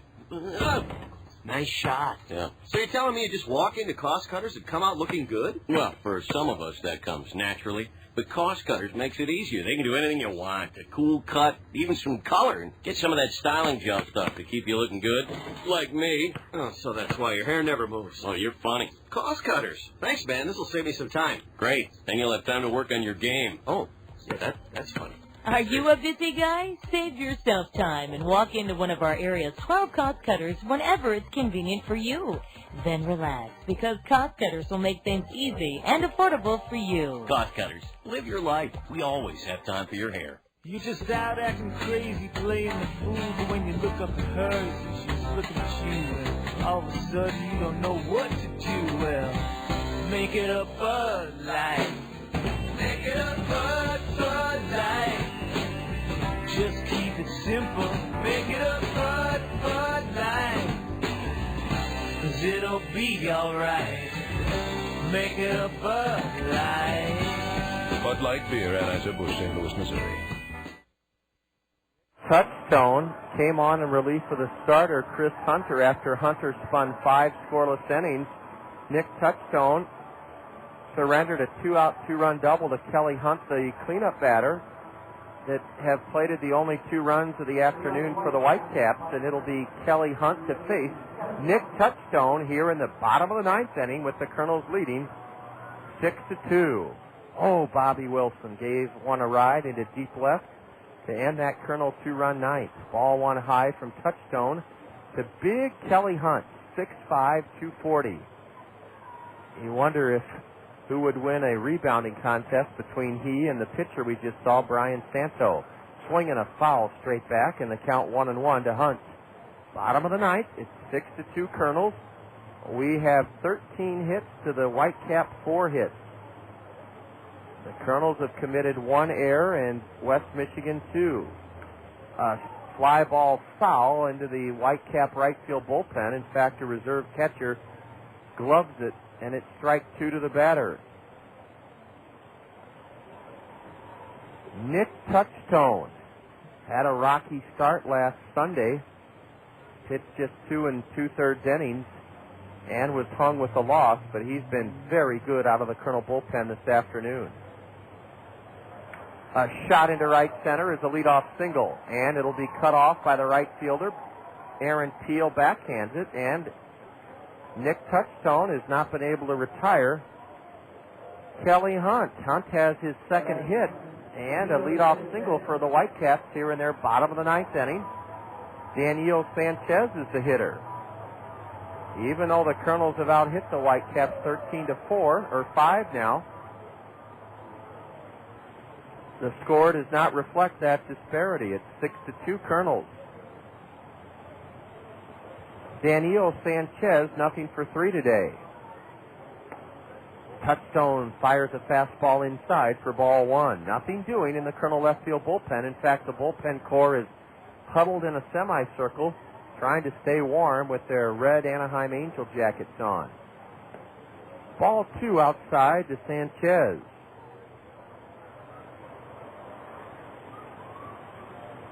The runner at first is Kelly Hunt. He is being held by Matt Abrams.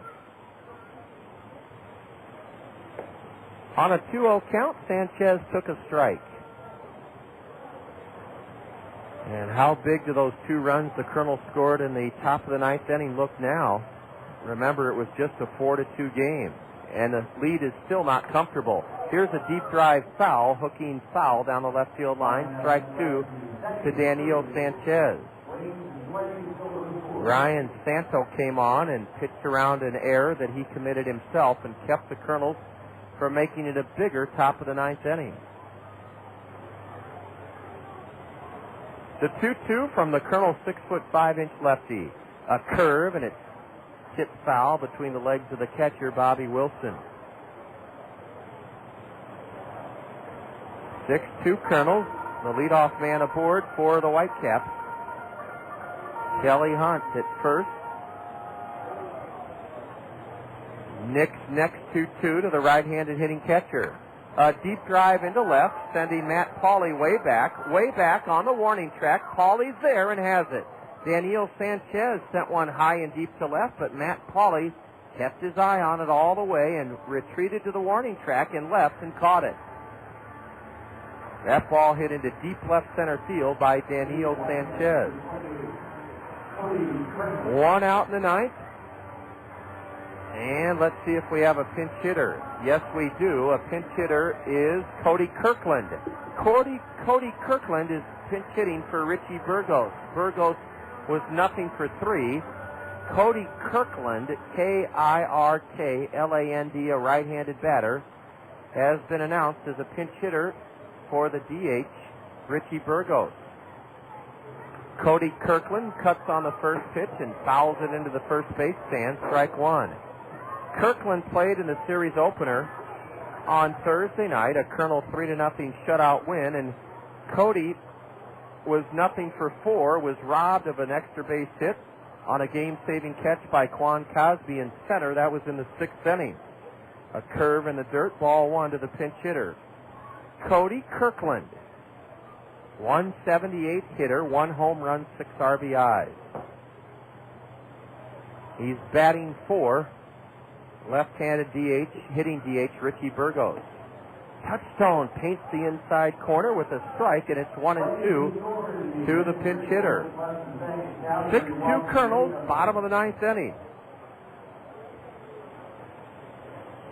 Cody Kirkland, a slightly closed stance, 20-year-old, 6'4", 200-pounder from the College of Southern Idaho. And ball 2 is in the dirt. Nick Touchstone trying to, I think, save it. I believe this is, if you pitch more than 3 innings out of the bullpen and hold a lead, it qualifies as a save, and that's what Nick Touchstone is trying to do for Chris Hunter, the starter. Kirkland takes inside, and the scoreboard says 3-2. I guess it is. I thought it was 3-1. The count full now to the pinch hitter, Cody Kirkland. Here's the payoff offering. A ground ball to third, and the throw to second by Matt Brown out. Throw to first by Kendrick, not in time. And a force out of Kelly Hunt goes 5-4. Matt Brown to Howie Kendrick. Cody Kirkland scooted out of the box and prevented the inning, or the game-ending double play. He reaches on a fielder's choice. The play went 5-4 with Kirkland reaching. And now there are 2 out for Garth McKinney. Garth McKinney, the batter.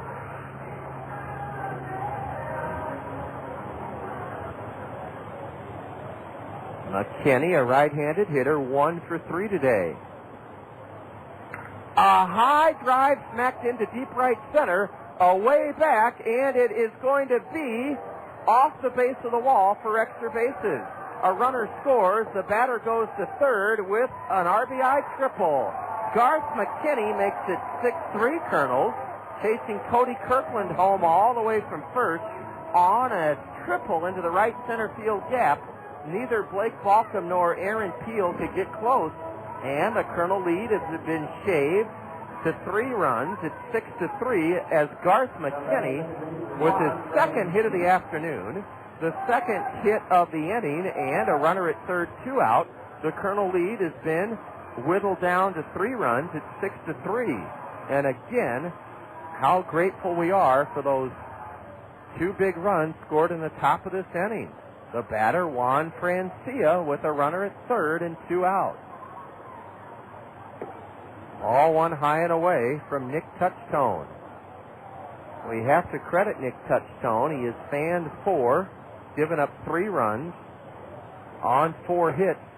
Ball 2 is high.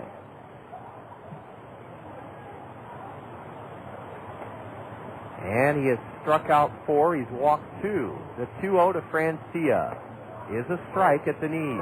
On deck, Jason Knadler, who has drawn a pair of walks against the Kernel lefty today. Francia, a switch hitter, batting right with a deep knee bend. Takes inside and almost hit him, ball 3. And now the Kernels send Tommy Duenas down to the left field bullpen, and will get Von David Sturzbach on his feet. Can Nick Touchtone come back from this 3-1 count? Yes, there's strike 2. Now can he make it through the woods here in the bottom of the 9th inning? Runner at third, 2 out. A 3-2 count on Juan Francia. Could this be this afternoon's final pitch? No, ball 4 in the dirt. Ball 4 in the dirt. The tying run to the plate in Jason Knadler. The tying run will come to the plate in the person of Jason Knadler. Eric Bennett out to the mound from the Kernel third base dugout. It's never easy. Some say that the last out of a game is the toughest out to get. Nick Touchtone is trying to complete 4 innings of relief for starter Chris Hunter. He's been roughed up for a run on 2 hits and a walk here in the bottom of the 9th inning. The Kernel lead is 6-3, and the tying run at the plate, Jason Knadler, for the Whitecaps. He has walked twice. He walked against Touchtone leading off the 6th inning and scored, and then he walked leading off the 8th inning but was stranded.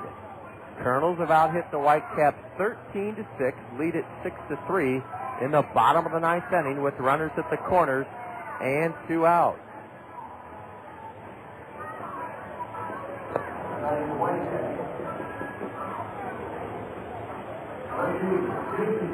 Jason Knadler, with those walks his last 2 times up, 0 for 1 today, pops out to second away back in the 3rd inning.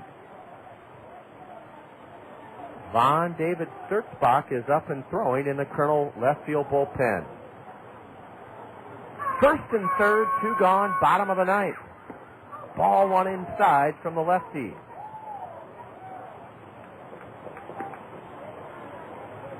Garth McKinney with a 2-out triple on a full count pitch, and then Francia walked on a 3-2 pitch. Now a strike at the letters to Knadler. As Nick Touchtone tries to help the Kernels nail this one down. Tying run at the plate for the Whitecaps. A curve, and it's grounded foul underneath Matt Walbeck's arm, the manager and coach at third for West Michigan. Knadler steps out. He's in the hole. 1 ball, 2 strikes. Nick Touchtone has worked 3 2/3 innings and given up 3 runs. Now time is called.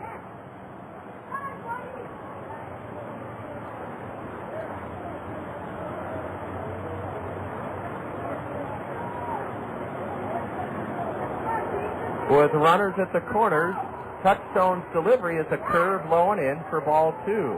Now the deuces are wild. 2 balls, 2 strikes, 2 out, 2 on. bottom of the ninth, 6-3 Kernels.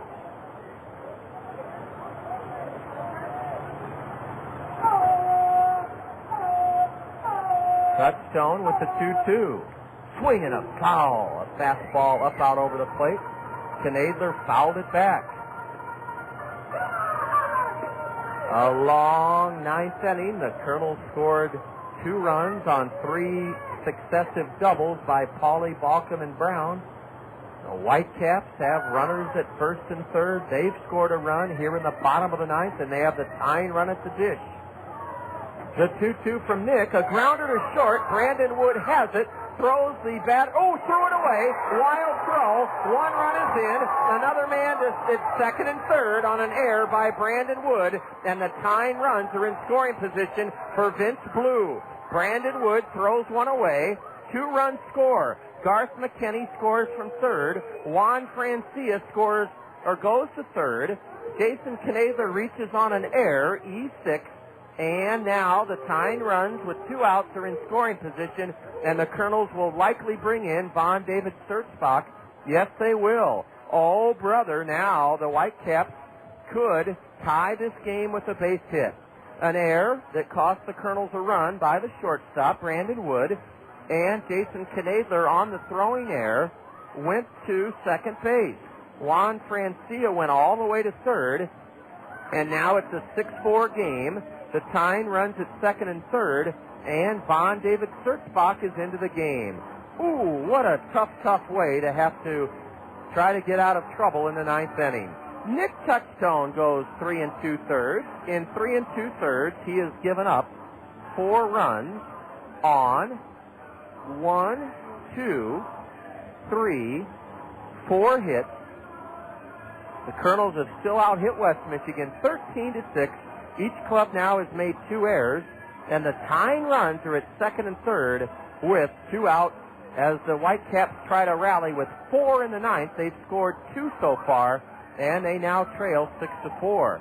Nick Touchstone, 3 2/3, has surrendered so far 4 runs on 4 hits.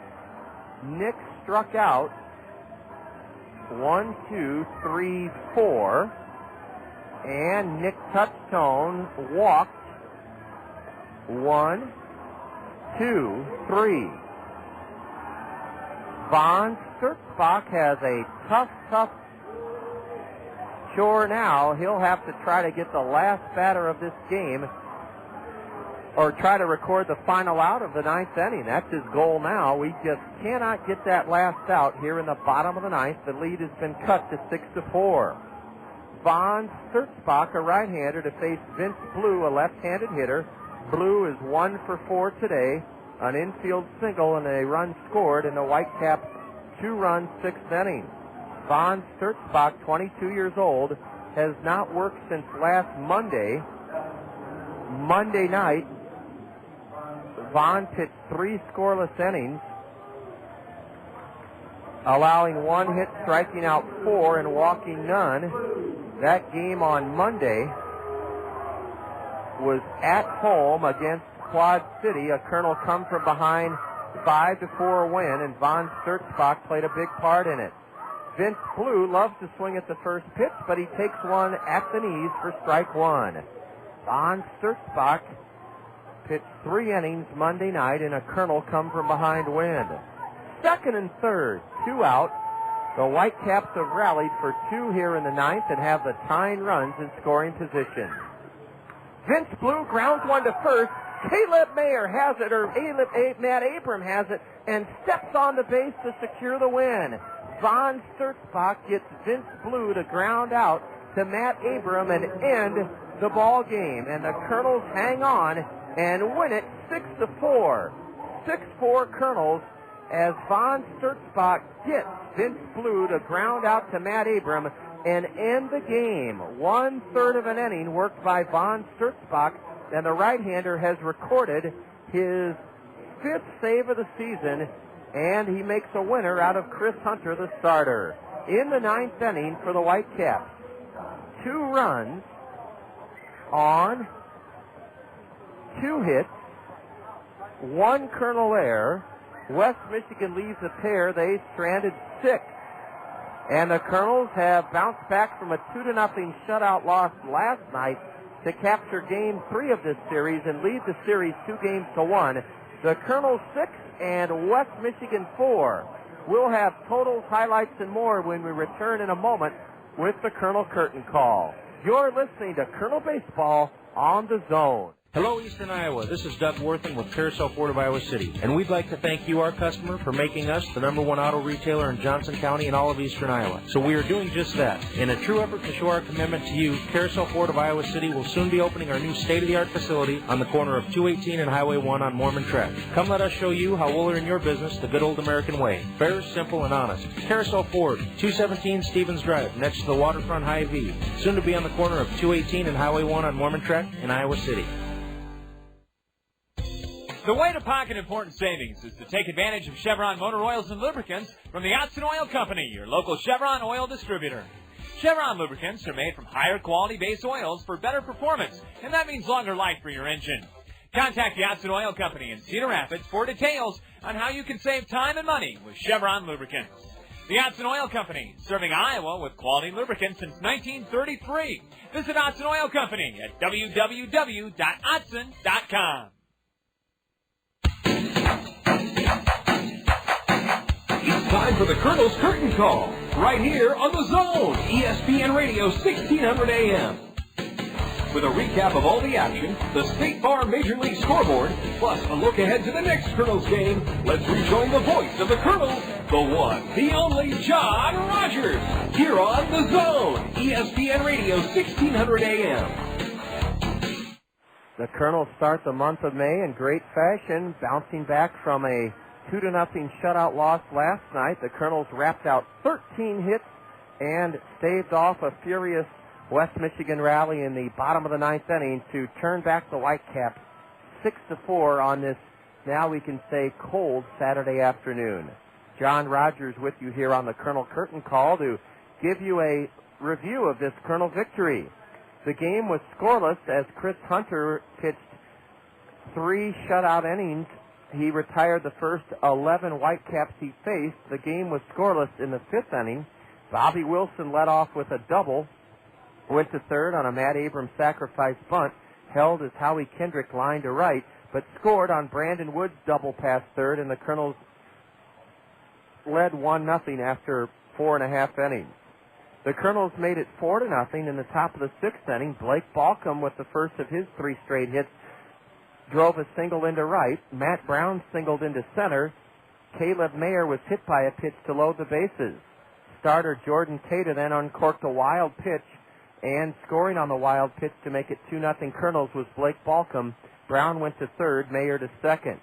After Aaron Peel grounded out to first for the first out of the inning, Bobby Wilson, with the second of his 3 hits, came through and grounded one fair past third, scoring both Matt Brown and Caleb Mayer and making it 4-0 Kernels. Chris Hunter was lifted after 5 shutout innings. He gave way to lefty Nick Touchstone. Nick issued a leadoff walk to Jason Knadler, the number 9 hitter in the 6th inning. Vince Blue reached on an infield single. After the next 2 batters struck out, Kelly Hunt doubled over the head of Matt Pauley and left to score a pair and cut the Kernel lead to 4-2. The game stayed 4-2 until the 9th inning. The Kernels got 3 doubles in succession from Matt Pauley, Blake Balcom, and Matt Brown to make it 6-2. But then the Whitecaps scored 2 in the bottom of the 9th inning off of Nick Touchstone. The key blows, an RBI triple by Garth McKinney, and Jason Knadler appeared to end the game when he grounded one to short. Brandon Wood had it slip out of his hand and threw wildly to first. That allowed the second run of the inning to score, and it put the tying runs in scoring position with 2 out. In came Von Sturzbach, and Von calmly got Vince Blue, the leadoff man, to ground out to first baseman Matt Abrams and end the ball game. Here's the final line score for the Kernels: 6 runs, 13 hits, 10 left. Let's check that. The Kernels: 6 runs, 13 hits. We committed 2 errors and left 10 on. The Whitecaps: 4 runs, 6 hits, 2 errors. They left 6. The winning pitcher, Chris Hunter, is 1-0. The loser was Jordan Tata. He's 1-4. Von Sturzbach records his 5th save of the season. The game took 2 hours and 47 minutes to complete, and was played before a Fifth Third Ballpark Saturday afternoon crowd of 2,660.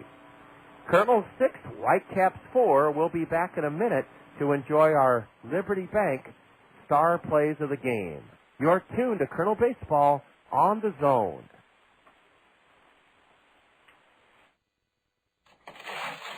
It's a good bet. Many of you have unwanted, perhaps now working, bulky items taking up space in your basement or garage. Well, now's the time to get rid of them during the annual bulky item cleanup in Cedar Rapids. The do's and don'ts are spelled out in a flyer you received in the mail recently.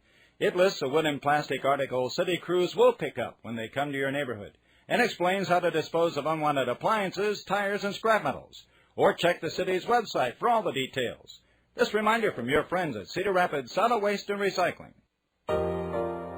None of us can do anything about a bad day, but we can make certain nothing happens to all of our tomorrows. Take everything out of the hands of chance with a well-planned insurance program tailored specifically to your needs. Phil Andrews, your local Pekin insurance agent at Weidenhammer Andrews Agency, is an expert in insurance matters. Phil Andrews will develop the right insurance plan for your home, car, business, and life. Depend on Phil Andrews, your hometown professional with Pekin Insurance.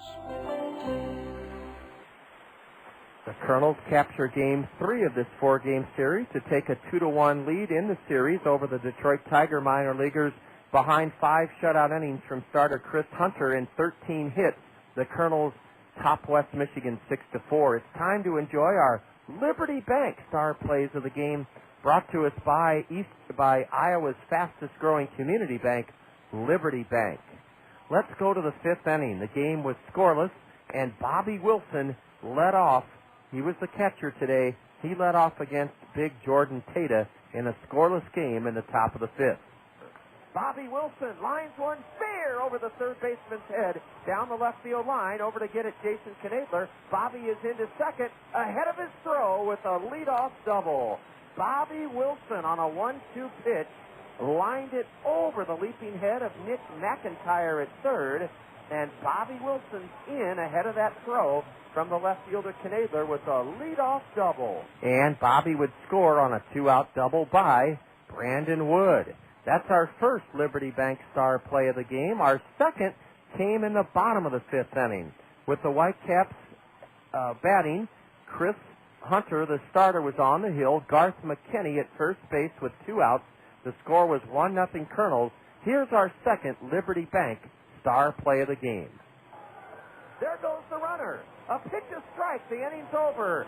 Strike 3 called to Juan Francia. Ends 5 brilliant shutout innings for Chris Hunter.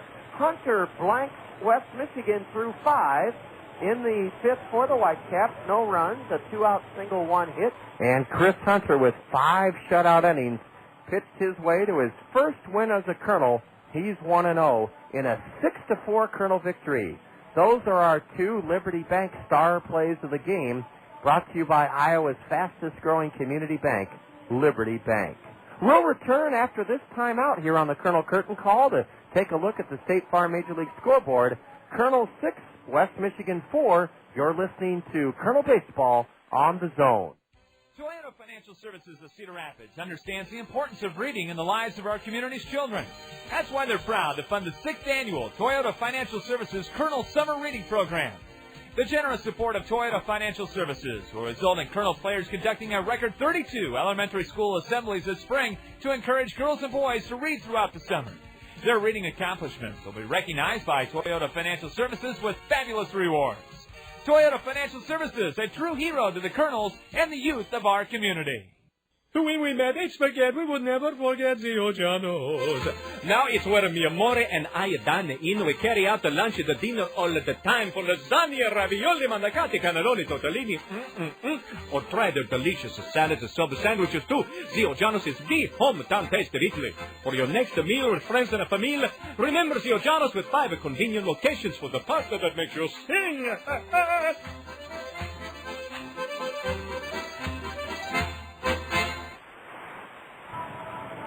John Rogers back with you here from Michigan's second largest city, Grand Rapids, where the Colonels whipped the Whitecaps 6-4 this afternoon.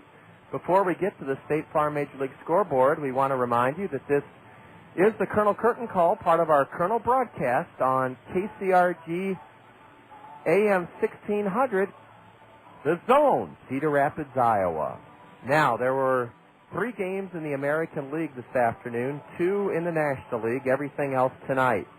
State Farm Insurance agents Gary Schubat, Dale Thompson, Lanny Peterson, and Al Shetler bring us this look at the State Farm Major League scoreboard. Let's start with the finals in the American League at Yankee Stadium. New York clubbed the Royals 12-4. And at Comerica Park earlier this afternoon, the Tigers sunk the Mariners 4-2. They're in the bottom of the 12th inning at Jacobs Field in Cleveland. Baltimore and the Indians tied 2-2. In the bottom of the first, the White Sox batting at Comiskey Park, no score with Toronto. Later tonight in the American League on the State Farm Major League scoreboard, Tampa Bay hosts the Athletics at Tropicana Field. Our parent club, the 2002 World Champion Angels, take on the Twins tonight at the Metrodome, and the Red Sox clash with the Rangers at the ballpark in Arlington. In the National League on the State Farm Major League scoreboard, the Braves 2, the Rockies 2, they're in the top of the 6th in Denver's Coors Field. The Marlins on top of the Giants in the top of the 3rd at SBC Park, 2-0 Florida. Tonight, the Phillies entertain the Diamondbacks. The Reds take on the Astros at Minute Maid Park.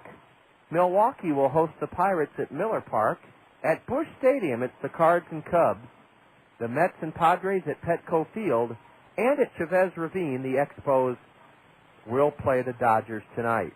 That's our look at the State Farm Major League scoreboard on the heels of a Colonel 6-4 win. The Colonel victory highlighted by 3 hits by Blake Balcom and 3 hits by Bobby Wilson, and an outstanding start for Chris Hunter, who spun 5 scoreless innings, got good relief from Nick Touchtone and Von Sturtzbach. Tomorrow we'll greet you at 1:40 for the series finale here at Fifth Third Ballpark. 12:40. 12:40. 1:40 here, but 12:40 Eastern Iowa time. Dugout interview time, 12:40. And 1 o'clock, first pitch here on the Zone. Thanks to Deb Williams, our in-studio engineer. It was my pleasure bringing you this Colonel 6-4 victory in Grand Rapids. 6-4 Colonels, 12:40 dugout interview time tomorrow afternoon. That does it from Fifth Third Ballpark. Have a great Saturday evening. You're listening to Colonel Baseball on the Zone. This has been a special sports presentation from the Zone, ESPN Radio, 1600 AM, Cedar Rapids. Now back to our regularly scheduled ESPN programming, already in progress.